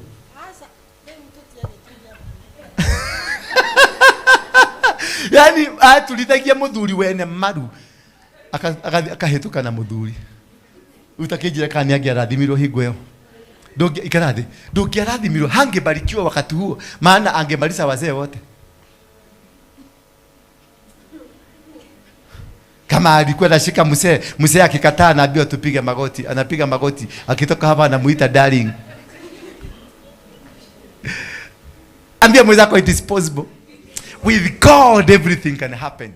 With God you're gonna get what is possible. Praise be the name of God. Nipatie hiyo Samueli tusome sasa. Ndio tumalize. Najaribu kukibia kwa sababu ya time. The boy Samuel continued to serve the Lord. Eli, the priest, taught him what to do. You hear now, this is Eli. Bwana Yesu asifiwe sana. This is Eli ambaye Samuel alizaliwa. Ndio ujue Mungu anakuanga na mipango mizuri. Samuel was a prophet. Wakati alizaliwa kwa nyumba, alikaa kwa nyumba ya nani? A prophet. Alikaa kwa nyumba ya Eli, a prophet. You can never grow. God cannot allow you to be in the wrong position. Hallelujah. God cannot allow you to be in the wrong hands of people. God cannot allow you to be married to a man that you don't belong to. God can not allow you to do business that you don't belong to. Eli was a prophet of God, so Samuel became a prophet because he lived within the prophetic anointing. The prophetic ground lazima ingetengenezeka. That is why you are told to sit under, listen, kaa chini ulelewe, kaa chini ufundishwe. Bwana Yesu asifiwe sana. Wewe uko hapa kwa sababu kuna kitu nimebeba yako, nikuachilie. Ninapoiachilia ndio unabii ulio ndani yako, ndio mafuta iliyo ndani yako ifanye kazi. You need to live with a businessman for you to be able to do business. You need to partner with business people. You need to partner with great people. Bwana Yesu asifiwe. If you want to become great, tembea na watu wako wakubwa. Wacha kutembea na watu wa chini. Bwana Yesu asifiwe sana. If you want to become a president, tafuta akina Ishongwa, akina Wamonyoro. Tafuta watu utembee na hao, akina Wajakoya hata kama anavuta bagi, tembea tu na yeye. Maana kuna mafuta yako nayo hauna, you need that anointing. Kama unataka kuwa priest, tembea na Dora. Hello. Ndio uvage nguo kama hii, tembea, wacha kiherehere. Wacha kuforce vitu. Tembea na mimi. Allow kuwa kama Elijah na Elisha. Tembea. Elisha alikubali kutembea na Elijah. Mahali popote Elijah alienda, Elisha alikuwa pale. Kwa sababu alijua at the end of the day I'm going to kuna kitu naenda kukamata. Kuna kitu naenda kutap mahali hapa. You cannot tap from nowhere. You will only tap from somewhere. Bwana Yesu asifiwe sana. Eli the priest taught him what to do in those days. The Lord did not often give his messages to people. He did not often show things to them in visions. Those days, God never. Hakuwa na pia vanya hizi tunakaa hapa nasikia tukikaa kidogo taanza kusikia mtu amesema nimeonyeshwa. We are living in a world that is so funny. Bwana Yesu asifiwe sana. And we allow that when umeonyeshwa. Mimi nasikiliza tu, mimi niko na masikio ya kusikiliza kila mtu. Alionyeshwa nakuja na kukutana na mashetani hapa na watu wa Mungu wanakuja na wote ni wangu. Maana ni binadamu. Nimepewa wote. Kwani wakati nilikuwa Mugeke, si nilikuwa na majabazi na watu wazuri. Nilikuwa na watu wanafuta tubako na wengine wametobolewa masikio. Wengine wamevuka mashuka, wengine wamesema wakaa hivyo. I had every kind of a creature. And I loved them and walked them because God has chosen me to walk with these people. So hata nikiletewa manyang'au hapa nitatembea na wao. Nikiletewa manyoka hapa nitatembea na wao. Maana nani alikwambia wewe ni mzuri? Who said you are good? Essence. Sasa unaniambia huyu yako nyuma yako ni nyoka. Nani alikwambia wewe ni mamba? You see, when you point, atina ni nyoka, hebu mpoint. Na tukahiane kiogwa. We are just, hebu mpoint. Ni vidole ngapi zimekupoint? Wewe ni vidole ngapi zimekupoint? 3. Kwa hivyo yeye ni nyoka moja, wewe ni nyoka 3.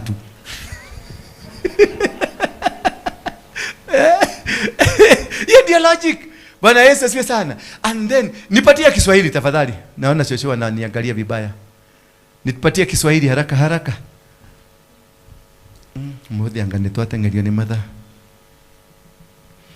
Yes.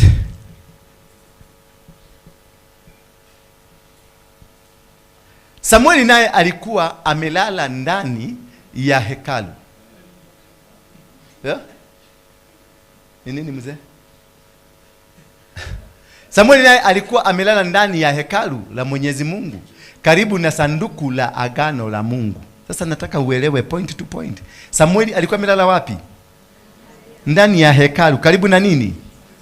Kwa hivyo kuna vitu ambavyo unahitaji for you to be successful, for you to become. There are things that must accompany you. Lazima ukue in the presence of these things. And this is what Moses was saying. Lazima niondoke na wewe. I have to go with your presence. If I have to go, I have to go with your presence. This is the presence that someone is looking for. Amejipata kwenye mazingira inayomkabili, inayomkubali. Mazingira ambayo inasema, yes, you are a prophet of God. Kwa hivyo Samueli naye alikuwa amelala ndani ya hekalu la Mwenyezi Mungu, karibu na sanduku la agano la Mungu. Karibu na sanduku. Kwa hivyo the power that is in you, the anointing that is new, it will cause you to be near where God wants you to be. You don't force yourself. You don't force things to happen. You don't make things. You don't come here na uanze kupush mtu atende mtu fulani akue pastor, mtu fulani akue asha, mtu fulani akue chairman, mtu fulani akue nini. You don't push. You allow God. You ask God, is it in your presence? Is it in your desire? Is it in your time? Is it you that is in this situation? Bwana Yesu asifiwe sana. You need to ask God for everything that you are doing, because you might, unaweza kupush kitu, umpushi huyu mama kuwe secretary, na Mungu hakuwa anataka kuwe secretary, alikuwa anataka kuwe chair lady. Sasa unalazimisha mtu, ataingia kwenye mahali, utaua maono yake, utaua kionekiki yake. Bwana Yesu asifiwe sana. That is why I'm seek God, because it is possible. When you seek God, God will give you the direction. God will give you way forward. Atakubariki na atakufungulia njia na atakufungulia mipango yake yote, na utajikuta mahali papo, mahali ambapo panatakana. Samueli alijikuta ndani ya hekalu, ndani ya sanduku, karibu na sanduku la agano. Kwa nini? What a coincidence. Alijikuta kwenye sanduku la agano. What a coincidence. Alijikuta kwenye nyumba ya Mungu. What a coincidence. Alijikuta kwenye mipango Mungu alikuwa amepanga. Maana Mungu amekupangia, Mungu ameandaa mipango yako, Mungu ameandaa kila kitu ambacho unakihitaji katika huduma yako. Huduma yako sio katika huduma tu, sio kama mpango tu kama mtu, ni mpango uliopangwa hususan na Mungu. Kila kitu, kama umeitwa kama nabii, haukuitwa jana, uliitwa kabla hujazaliwa. Yeremia 1 inasema kabla hujazaliwa yeye alikujua na akakuumba, akakutengeneza, akakutenga, akakufanya nabii. Alifanya mikakati yote kabla hujazaliwa. Alikuandaa kabla hujazaliwa. Aliandaa mama yako na akaandaa baba yako. Yeye ndiye aliwakutanisha, maana mama yako alikuwa na mbego nusu na baba yako alikuwa na mbego nusu. Mbego hizo zikakutanishwa, maana zilikuwa zizae nabii. Bwana Yesu asifiwe sana. You are not here by coincidence.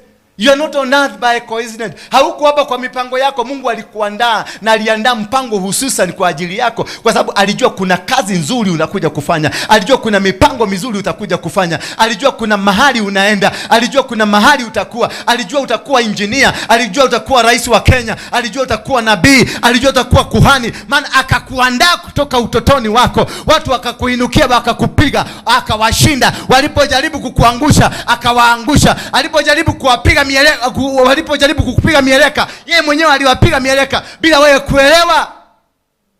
Hauhitaji kuelewa, unahitaji kukua na kuhitaji mapenzi ya Mungu na kukaa kwenye mapenzi ya Mungu na kutembelea kwenye mapenzi ya Mungu na kutembea kwenye njia za Mungu. Naye Mungu anakupigania, Mungu anakuinua, Mungu anakuweka kwenye taadhima zake, anakuweka kwenye mipango yake mizuri. Tell your neighbor, don't fight for yourself. He's already fought your battles. Hayai, mwambie usijipigania, ashapigana.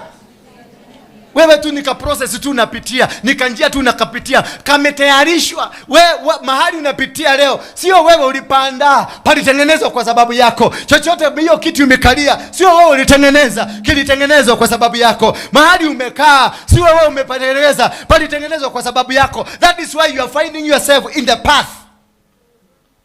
Ndio kwa maana umejikuta kwenye path ile. Bwana Yesu asifiwe sana.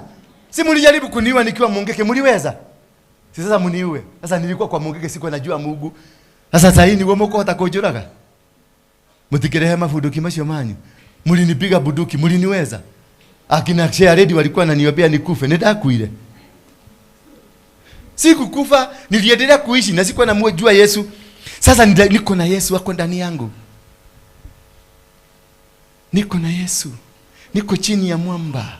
Haleluya. Mwambie mwenzako yule jamaa ako chini ya mwamba. Niko chini ya mwamba, mwamba juu yangu. Yesu nifiche. Niko chini ya mwamba. Mwambie adui zangu. Niko chini ya mwamba. Yesu nifiche. Just imagine, wakati ule nilikuwa najikaba na Mungeke na watu wa Mungeke na tubako zangu. Nilikuwa najikaba na mambo ya kishetani. Nilikuwa nachukua gedhito, nilikuwa nimefugilia gedhito kwa suruali. Nilikuwa nimefugia kingine hapa. Nilikuwa nimechanjwa kwa sababu ya kujikinga. Sasa hizi sina hitaji kuchanjwa, nahitaji kukaa na Yesu, nikae chini ya mwamba. Chake ujirani uko toria. Ungetoria ke? Neke mungetoria. Atereka riu tumweherere tuone uria gwika. Reka tumuimairie tuone uria gwika. Guhuhererio heho ngahuna. Na ngaja konora. Mugeterera ngue. Mukona no gukeka ndirakenga. Nginya mukora mundu kayata kuraga. Wenda kangure ngetho. Mwathani agocwo. Matikuhota na matigukuraga. Na matigugutoria. The God that brought you here ni ari na mubango waku. Na mubango ucio nginya rire ukakinyanira gutire kundu rathie. Bwana Yesu asifiwe sana. Gutire kundu rathie. Gutire ona magikweherera andu othe makweherere. Mere mathie. They are not attached to your vision. Ati mundu kare gukoma. Na gukoma ni thakame nyuaga. Igigutwara ku. Koki. Tahera rucio na kana business lineko higwa. Si ulijaribu siku moja na ikaendelea. Tuendelee mami, tuendelee hapa. Ati alikaa karibu na ndipo Mwenyezi Mungu akamuita Samueli. Mwenyezi nani?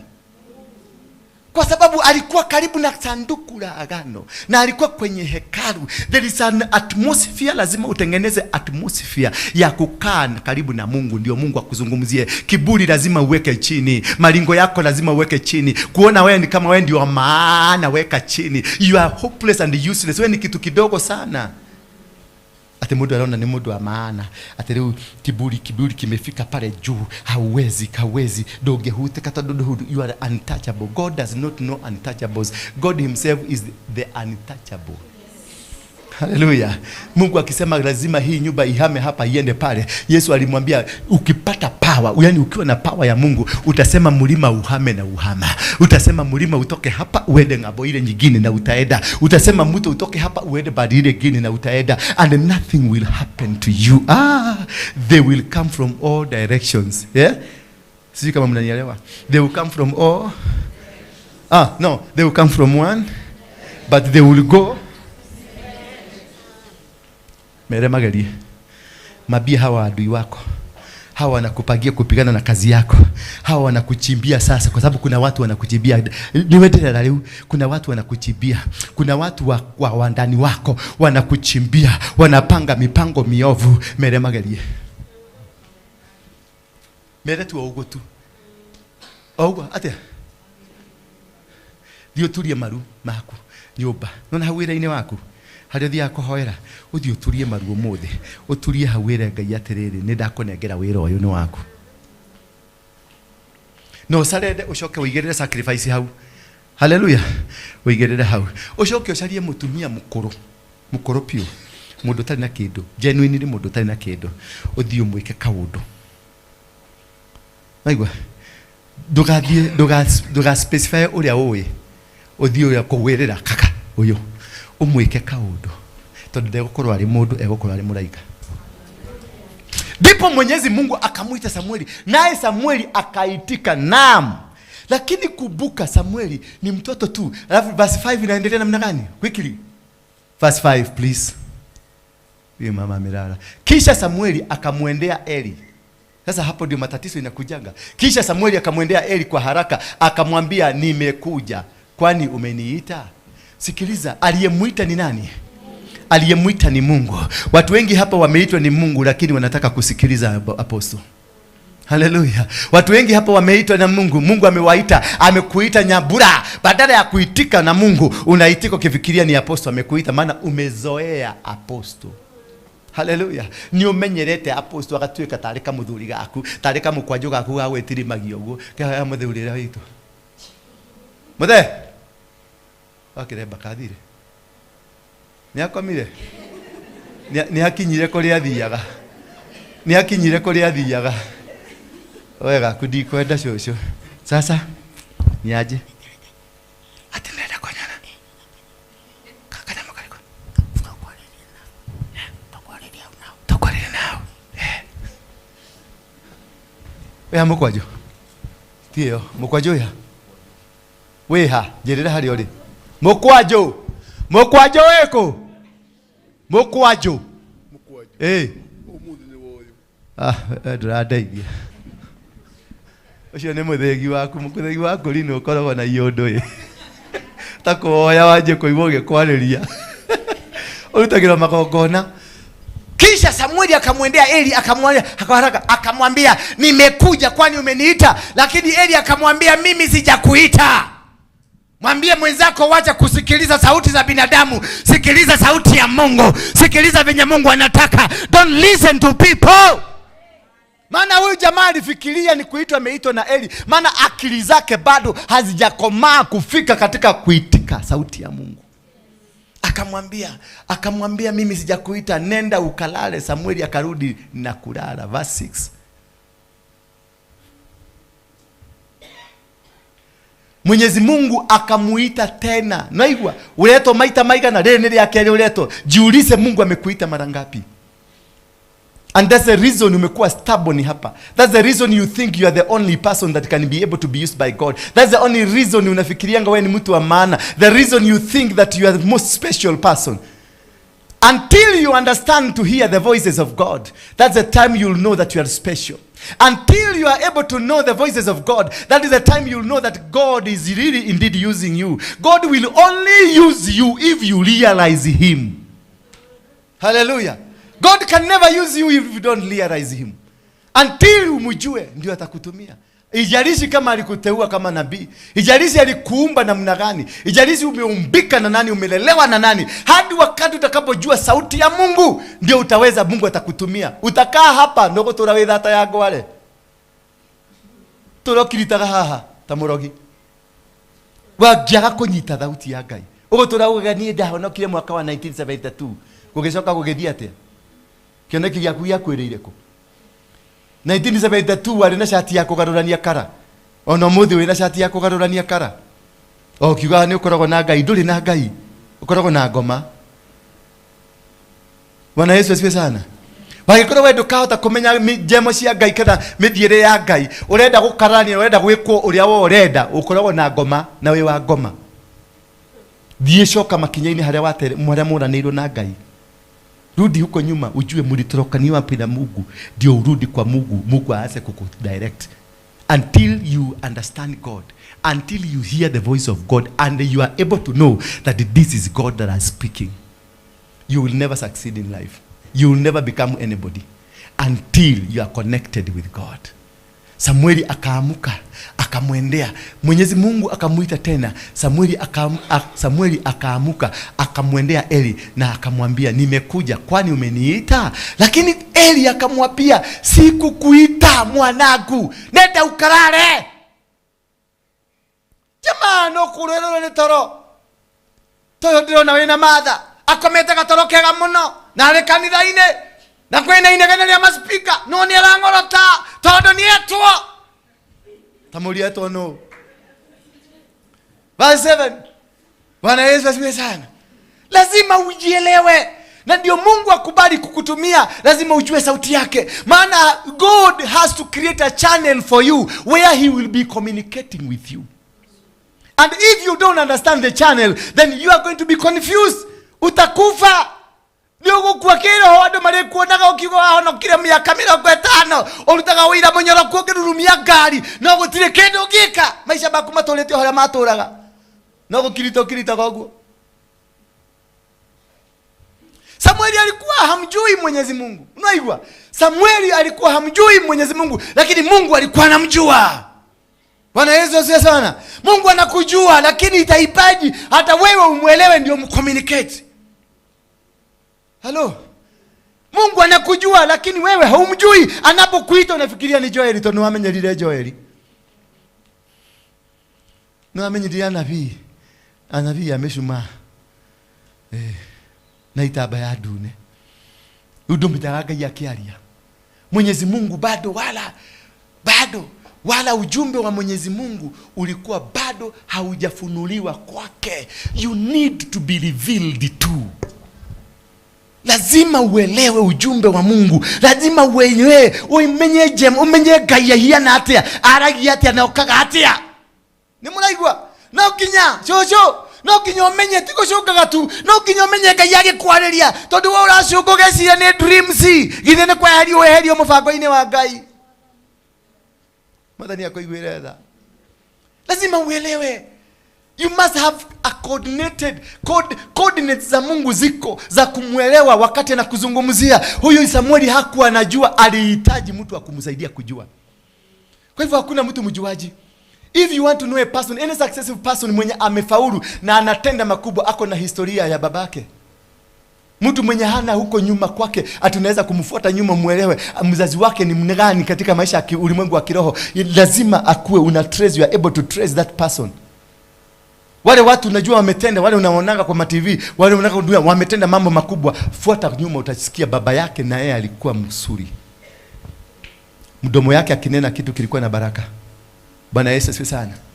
Baba yake alikuwa na uwezo, maana amemweka kwenye pila, amemweka kwenye foundation nzuri, amemweka kwenye msingi mzuri unaoeleweka. Who is your father? Who is your spiritual father? Can you disobey your spiritual father eti kwa sababu amekukemea? If you find somebody una disobey kwa sababu amekukemea, ni kumaanisha wewe you are arrogant, you are stupid. Hapa kichwa yako iko na uji, si hakuna kitu iko ndani. Ukisikia baba yako anakukemea, you kneel down. Maana ametenda kitu ambacho kitakusaidia kumove. Siwezi kemea mtu ambaye si mtoto wangu. Kuna watu hapa siwezi kuongea na wao sana, lakini kuna mtu kama huyu naweza kumsomea kama mtoto.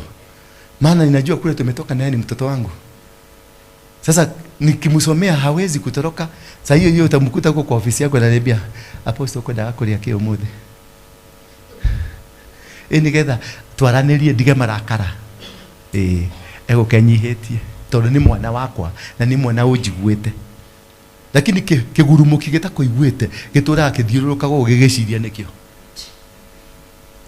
And that is when you miss the voice of God. And that is how we miss the promises of God. And that's how we miss the directions of God, because you are not ready to listen. We are not ready to hear. Bwana Yesu asifiwe sana. Tuendelee verse 8. Ni 8 ama ni 7? Oh, yede muheteirie ma. Nimewakosea sana. Mtanisamea ni mchukue dakika yenu nyingine kidogo. Hello. Are you okay with me? Are you okay? Yes. Mataragete kiode. Are you okay? Yes. Are you okay? Yes. Inua mimi mkono nijue kama mko okay. Thank you. Ikwenda kumuheteria. Nere una moje tikagera. Mwetikia ni undu wa guoya. Mwana taigeshejia.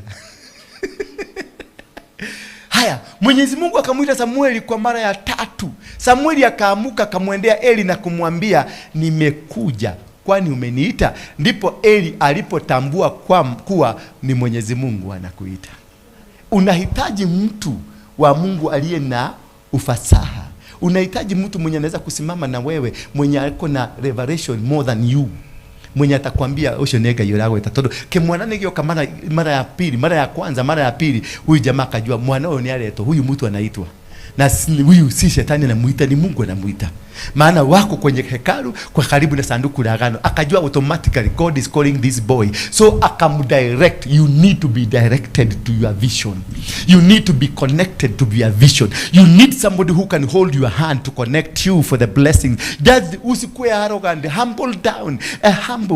Elisha alikuwa humble, alinyenyekea mpaka akainuka, mpaka jamaa akaenda, alipoenda akamwachia. Haleluya, utaachiwa. Hii kitu haikuangi ati iko hapa kwa hewa imehang, ni kuachiwa, inaachiangwa. Bwana Yesu asifiwe sana.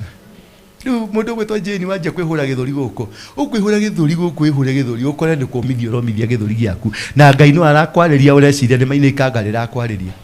Na Ngai no okay form ya kanga. Na niguo uthurite makanga. Okay hubete ginya uniform cia makanga. Akwira hai, umira wewe kwenda takataka mjika hii. Na hiko kueta kiviviria kinene gukira muto wako. Bwana Yesu asifiwe sana. Akamwendea Eli akamwambia, nimekuja kwani umeniita tena. Ndipo Eli alipotambua kuwa Mwenyezi Mungu ndiye aliyemuita Samueli. Akatambua. Mtu wa Mungu akatambua ati huyu kijana ni Mungu anamuita. Kwa hivyo akamdirect. You need genuine people in your life to direct you to what you are supposed to be.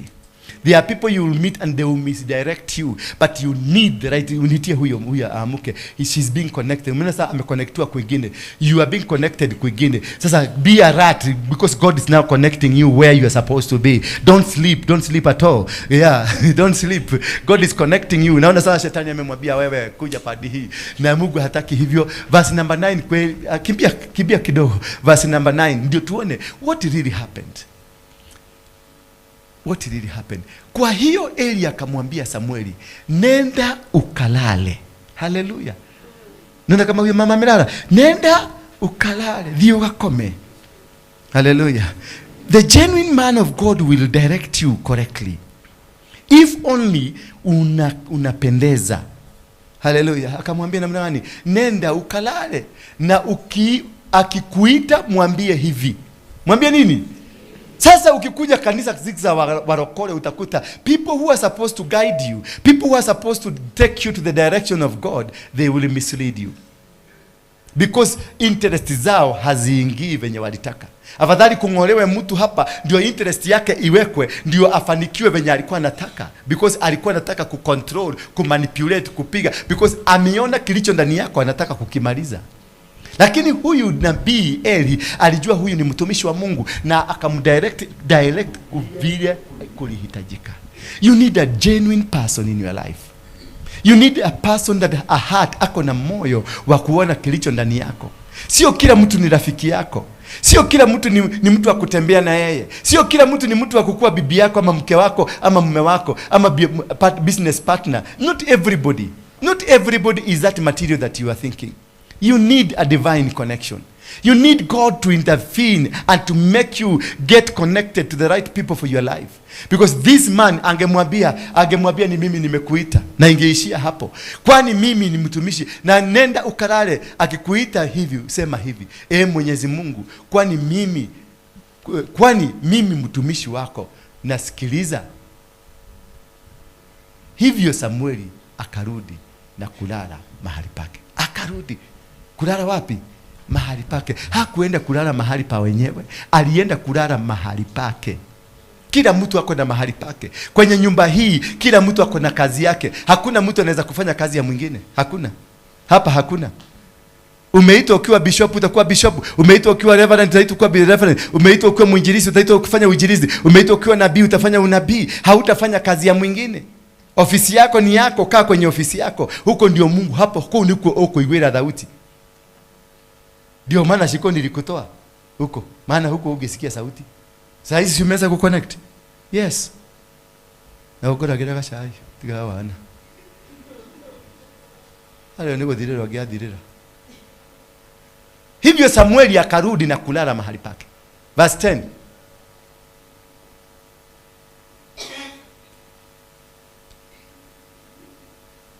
Baadaye Mwenyezi Mungu akaja na kusimama hapo. Hello. Mbeleni alikuwa anafanya nini? Mbeleni alikuwa anaitana. Mbeleni alikuwa anaitana. Lakini aliporudi mahali pake na akapata muongozo wa nabii, akapata muongozo wa nabii na akarudi kulala mahali pake. Akarudi kulala kwenye position yake. Kaa kwenye position yako. Wacha kungangania position za wenyewe. Kaa kwenye position, Mungu atakuja. Aliporudi kwenye position yake, but under the guidance of a man of God, alifanyika nini? Mungu mwenyewe akakuja. Mwenyezi Mungu akaja kusimama hapo, akamuita Samueli kama hapo awali. Alimuita tu kama Jeri alivyolala. Bwana Yesu asifiwe sana. Alimuita tu, akiwa nini? Mahali pake. Na akakuja akasimama mbele yake. Hapo awali Samueli akasema, sema kwani mimi mtumishi wako nasikiliza. Anambia niko hapa nasikiliza. Kumbe hakuwa milala kama Jeri, alikuwa anategea, alikuwa anajua God is coming. Bwana Yesu asifiwe sana. Alikuwa anajua God is doing what? God is coming another time. Bwana Yesu asifiwe sana. Haya tuende 11. Tumalizia hapo. Naona baadaye kisha Mwenyezi Mungu akamwambia Samueli, tazama nataka kutenda jambo fulani katika Israeli ambalo kila atakayeisikia atashtuka kulisikia. That is the plan God has for you. Verse 12. That's a good plan that God has for you. Atinataka kutenda jambo fulani kwako kwenye Israeli ambalo litatishia kila mtu. Nataka kutoa unabii siku ya leo ya kwamba Mungu anaenda kutenda jambo fulani kukupitia wewe ambalo litatisha kila mtu, ambalo litabadilisha anga, ambalo litabadilisha familia yenu, ambalo litabadilisha kazi yako, ambalo litabadilisha maisha yako. Kuna kitu kitafanya mpaka familia yenu itashituka, kitu kitafanya mpaka mke wako atashtuka, kitu kitafanya huduma yako itawashtua wengi, kitu kitafanya nchi itashtuka. God is doing something. Siku hiyo nitatimiza yale yote niliyosema tangu mwanzo hadi mwisho dhidi ya Eli kuhusu jamaa yake. Nitatimiza. That is the day Mungu anaenda kutimiza malengo yako. Wakati utasikia sauti ya Mungu na uielewe na akuje mwenyewe akae na wewe, atakupatia maagizo. Maagizo ya mawe yatabadilisha maisha yako. Mungu anaenda kubadilisha maisha ya mtu hapa leo. That your life will never be the same again. Your business will never be the same again. Your marriage will never be the same again. Huduma yako haitakuwa vile ilikuwa, maana itabadilishwa. Huduma yako itabadilishwa kwa sababu neno la Bwana limetimia. Kwa sababu neno la Mungu mwenyewe amelitimiza neno ambalo aliahidi tangu mwanzo, na alijua mpaka wakati Samueli atakuwa tayari ndio atakuja kusema neno hili. Uliza moyo wako, uko tayari kuzungumziwa na Mungu? Uliza tu. Mundu wa Catholic tia gushuka ulia ngoro yaku, we tayari kuhuthirwo ni Ngai? Muria tu mehutio go no we tayari kuhuthirwo ni Ngai? Mithaithe tu miaririe tu, guza kila mtu guza. Kila mtu guza. Uliza moyo wako, are you ready to be used by God? We tayari kuhuthirwo? Hutia goro baba, hutia goro ulia. We tayari kuhuthirwo ni Ngai?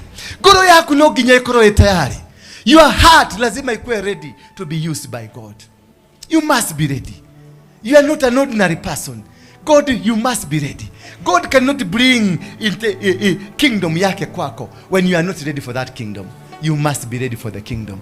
You must be ready for God to use you. Verse number 12 tumalize. Ni 12 and 13.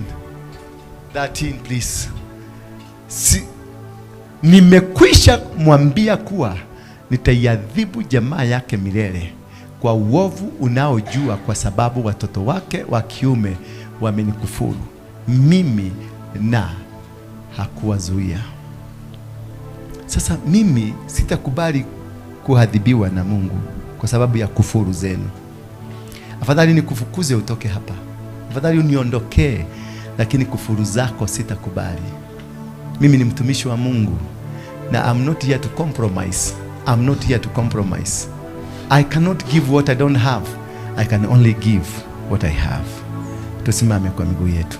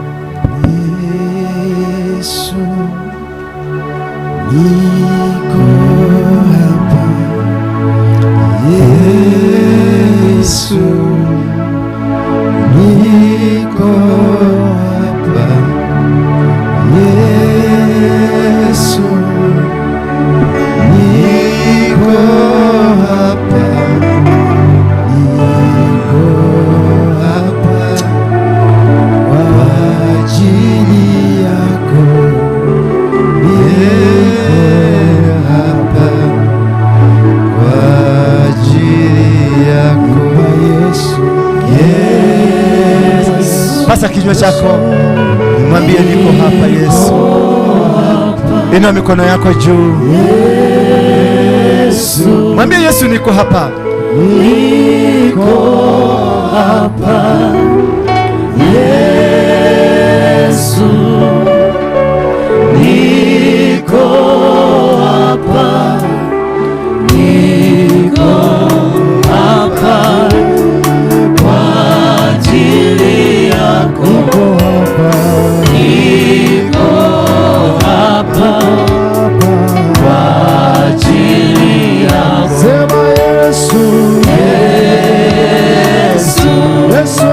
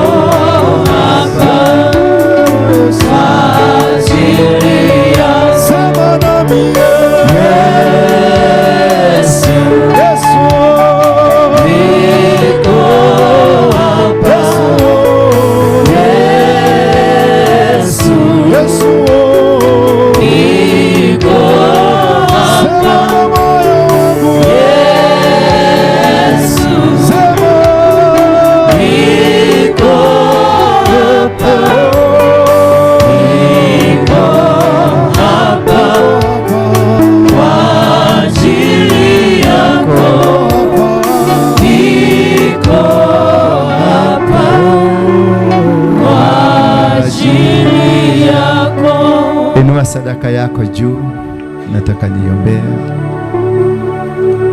Mungu muumba wa mbingu na dunia, tunashukuru kwa sababu ya zaka hizi, fungu za 10 na sadaka za kujitolea, kaweza kuzibariki.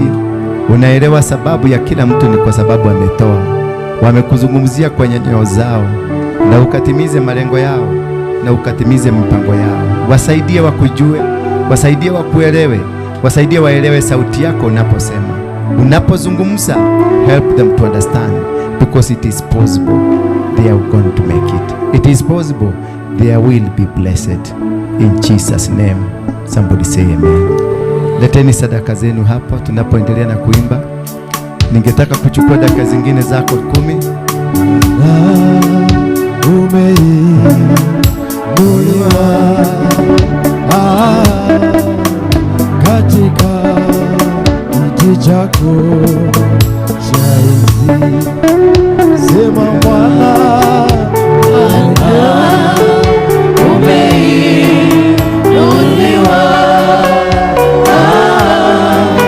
katika kiti chako cha enzi.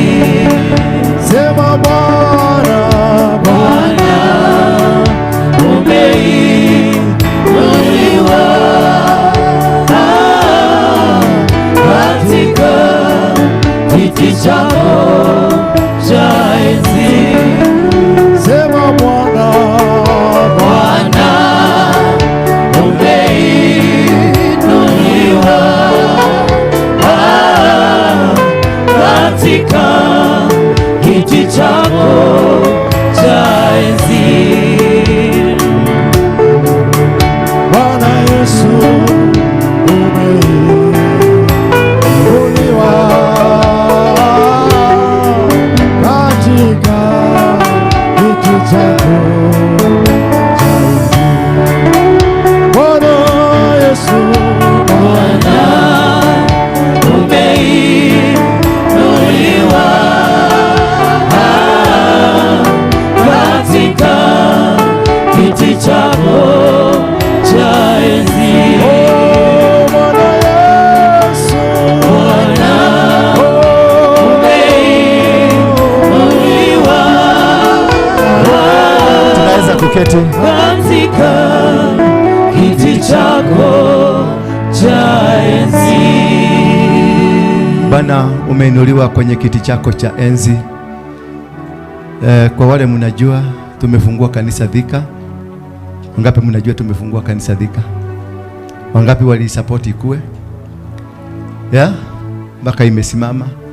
Sasa hatujajenga hii pulpit hii na hatuna hii.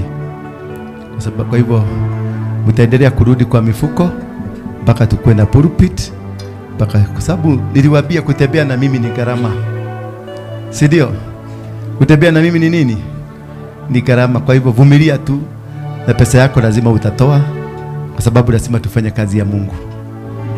Na kwa sababu hivyo kuna watu ambao nimeteua wasimamie huko kabla sasa kanisa ijipage vizuri, ndio tukalaunch. Tutailaunch mwezi wa 9 vizuri. Tuna mipango mizuri, hususan tunapanga nitamtafuta babangu wa kiroho, tuone kama atapatikana siku moja Septemba, twende tukafungue. Si ndio? Si ndio? Ni vizuri. Kwa hivyo ningetaka Pastor Maina na Apostle Lucy wakuje hapa ndio niwatie mafuta. Amen. Elders wa kanisa msimame. Hii kanisa ya Thika imeleta shida. Kuna watu walikuwa wanajua ni ya kwao, wao ndio watakuwa huko. Sasa wamenipiga vita center left right. Hataki kuniona. Simondoe hii.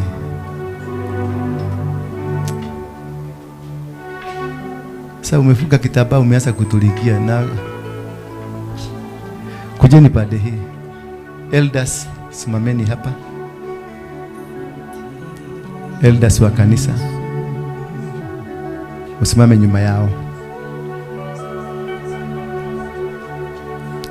Secretariat mkujeni pande hii. Secretariat mkuje hapa juu.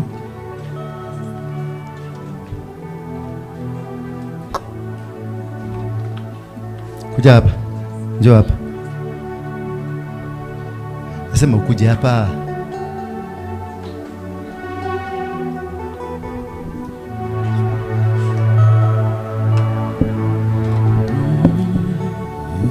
Muharakishe.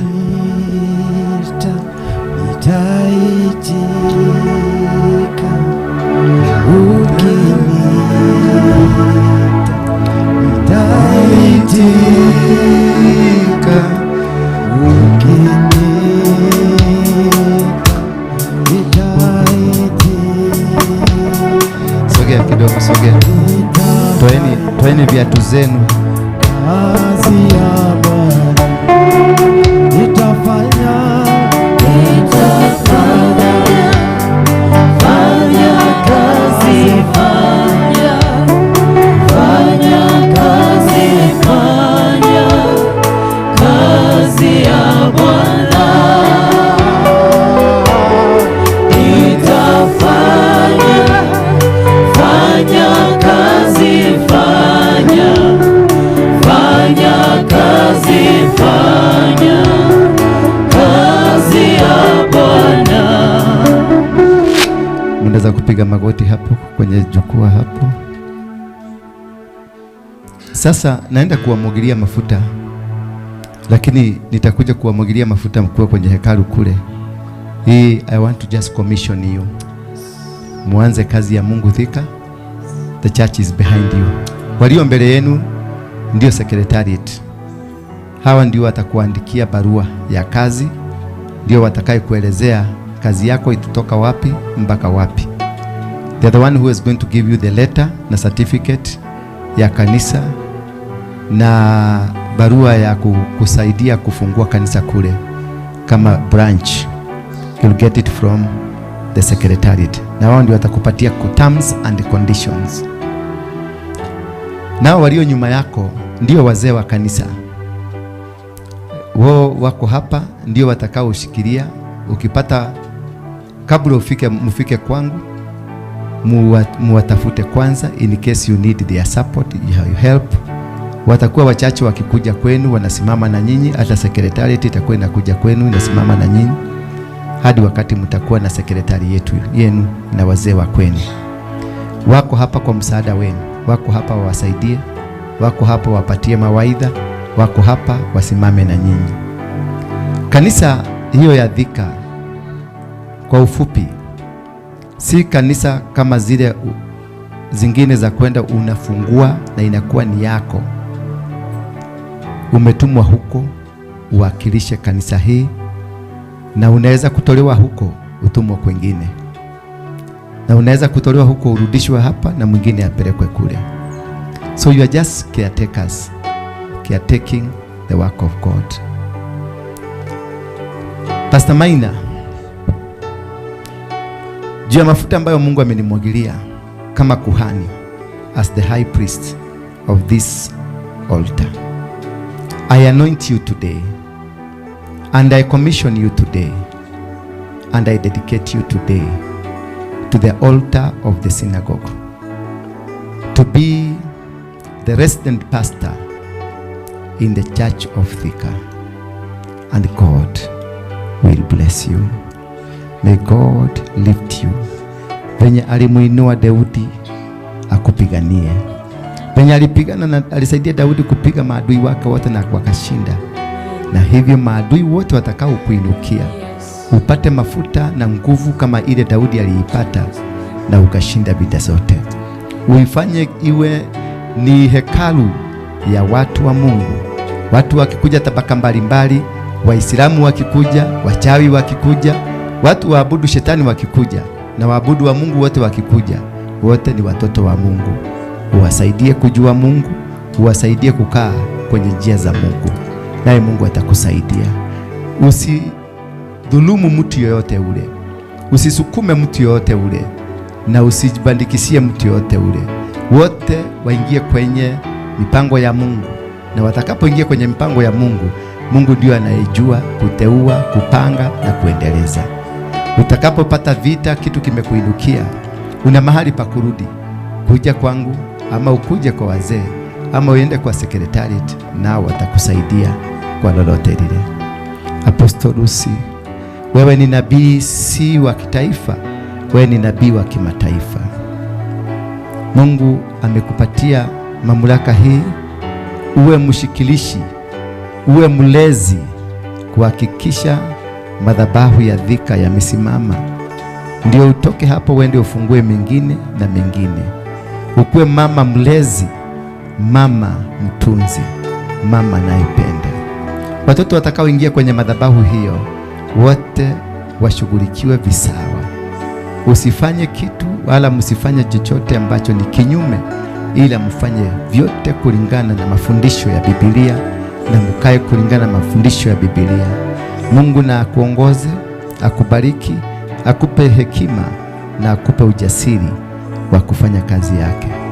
In Jesus name, amen. Amen. Asanteni sana, simameni. Mmebarikiwa. Nao nendeni Thika na mfanye kazi. Mungu awapatie kibali na wafungulie. Awashindanie. Mpate kibali cha binadamu kule na mpate kibali cha Mungu. Na maadui, kwa sababu watainuka. Maadui wa eneo hilo. Hilo ni eneo la Thika ambayo ni maeneo ya madhabahu ya Freemason. Watainuka, lakini Mungu amewapatia kibali kikubwa cha kushinda vita. Amen. Hakuna mtu ama kitu kitakachoweza kuwainukia kitashinda. Mtavunja miamba yote. Muna uwezo wa kusambaratisha kazi zote za shetani. Na maadui watakapokuja, Mungu atapigana na wao. Ninaona malaika wamezingira nyumba hiyo. Nimeona malaika wamezunguka eneo hilo. Maana kumefanyika kitu kipya ambacho Mungu alikuwa amekipanga. May God bless you. May God anoint you. Familia zenu zipate kubarikiwa. Watoto wenu wapate kubarikiwa. Wake wenu na ume zenu wapate kubarikiwa. Chochote mtakachoitisha kwa jina la Yesu Kristo kipatiwe, mupatiwe. Na mahali mtakanyagisha miguu mufaulu. Chochote mtakachokiguza kwa mikono kiweze kunawiri. In Jesus name. Amen. Songea kando pale. Pastors wale ambao kujeni, pastors wale ambao si magaidi. Najua niko na mapasta magaidi hapa. Kujeni hapa. Koki. Si muna wa receive. Yes. Kani mwanyito neke waru. Munaanza kusema singekuwa ni mimi. Yes. So kuja Rugoro, Asense, kuja hapa. Tulia marumaku ha. Rugoro, kuja. Dorcas.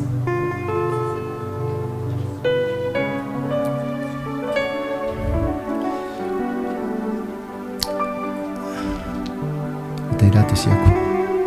Toizo viatu.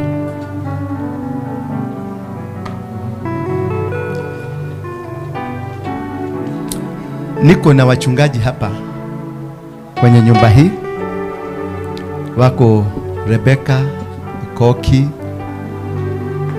na tuko na Elizabeth, Asense na Dorcas na Wairimu, lakini Wairimu ameenda, na Samuel na Wairimu wametoka, sijui kule walienda, na sijui mipango gani wako nayo, na sijui ni ajenda gani wako nayo. Nahitaji kusaidiwa na nyinyi, mnisaidie kuielewa. Hawa nimewalete hapa kwa sababu katika muendelezo wa kanisa kila siku kuna mtu anafaa kukaa katika kanisa. The pastor on duty. Nataka hawa watatu ndio watakuwa wakinisaidia kuwa on duty. Kila mtu atakuwa akikuja hapa wiki yake. Nataka sasa hawa wakimaliza, grupu hiyo ingine nayo itaingia. Kila mtu wiki yake. Ndio tukuze vipawa. Maana nimefanya makosa mara mbili. Mapasta wamekuja kutoka nje kama Karanja, kama David, lakini they ended up betraying me at the expense of watoto nimelea. Sasa ni acha tukurie ciana cito. Tukurie ciana cito, ketorere ciana cito. So mutapatiwa ratiba na hawa.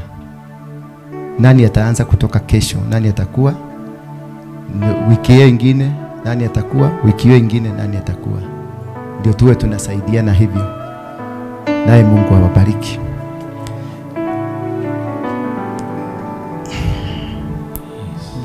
Elizabeth, Mungu akubariki, akupatie ujasiri, ushinde vita.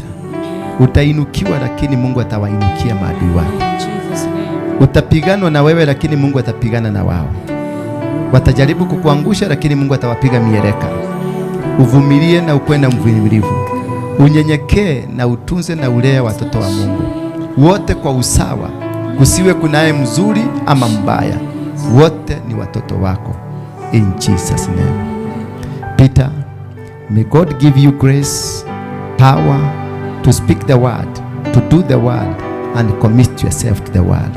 May you receive the anointing to be able to deliver, work, and do the will of God every single minute of your time.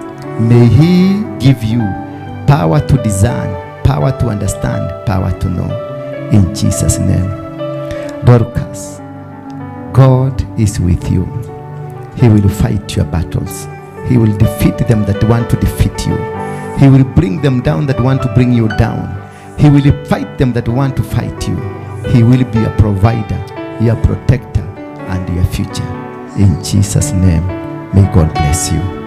Amen. So, Secretariat, you are under, you pastors, you are under the Secretariat and under the Council of Elders.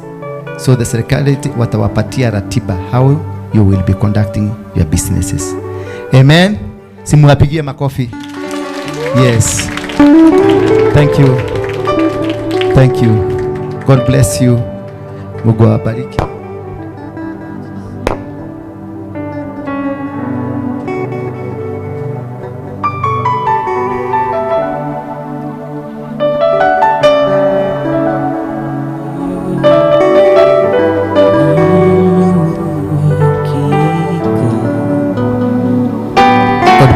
Father, I thank you because of the elders and because of the Secretariat and also because of the pastors and the congregation. They have witnessed one of the most powerful things that we ever done in this ministry. Father, as you continue to raise more and more because of the branches you are about to open and because of the great mission that you have commissioned us, Father, give us that grace to be able to walk in your presence. In Jesus' name, amen. Thank you.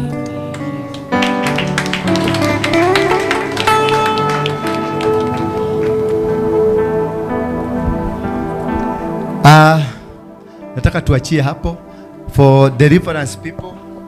Wale ambao wa deliverance turudi hapa saa 10 sharp.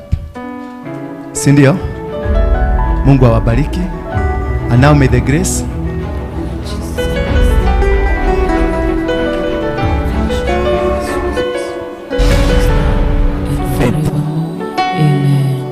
Amen. God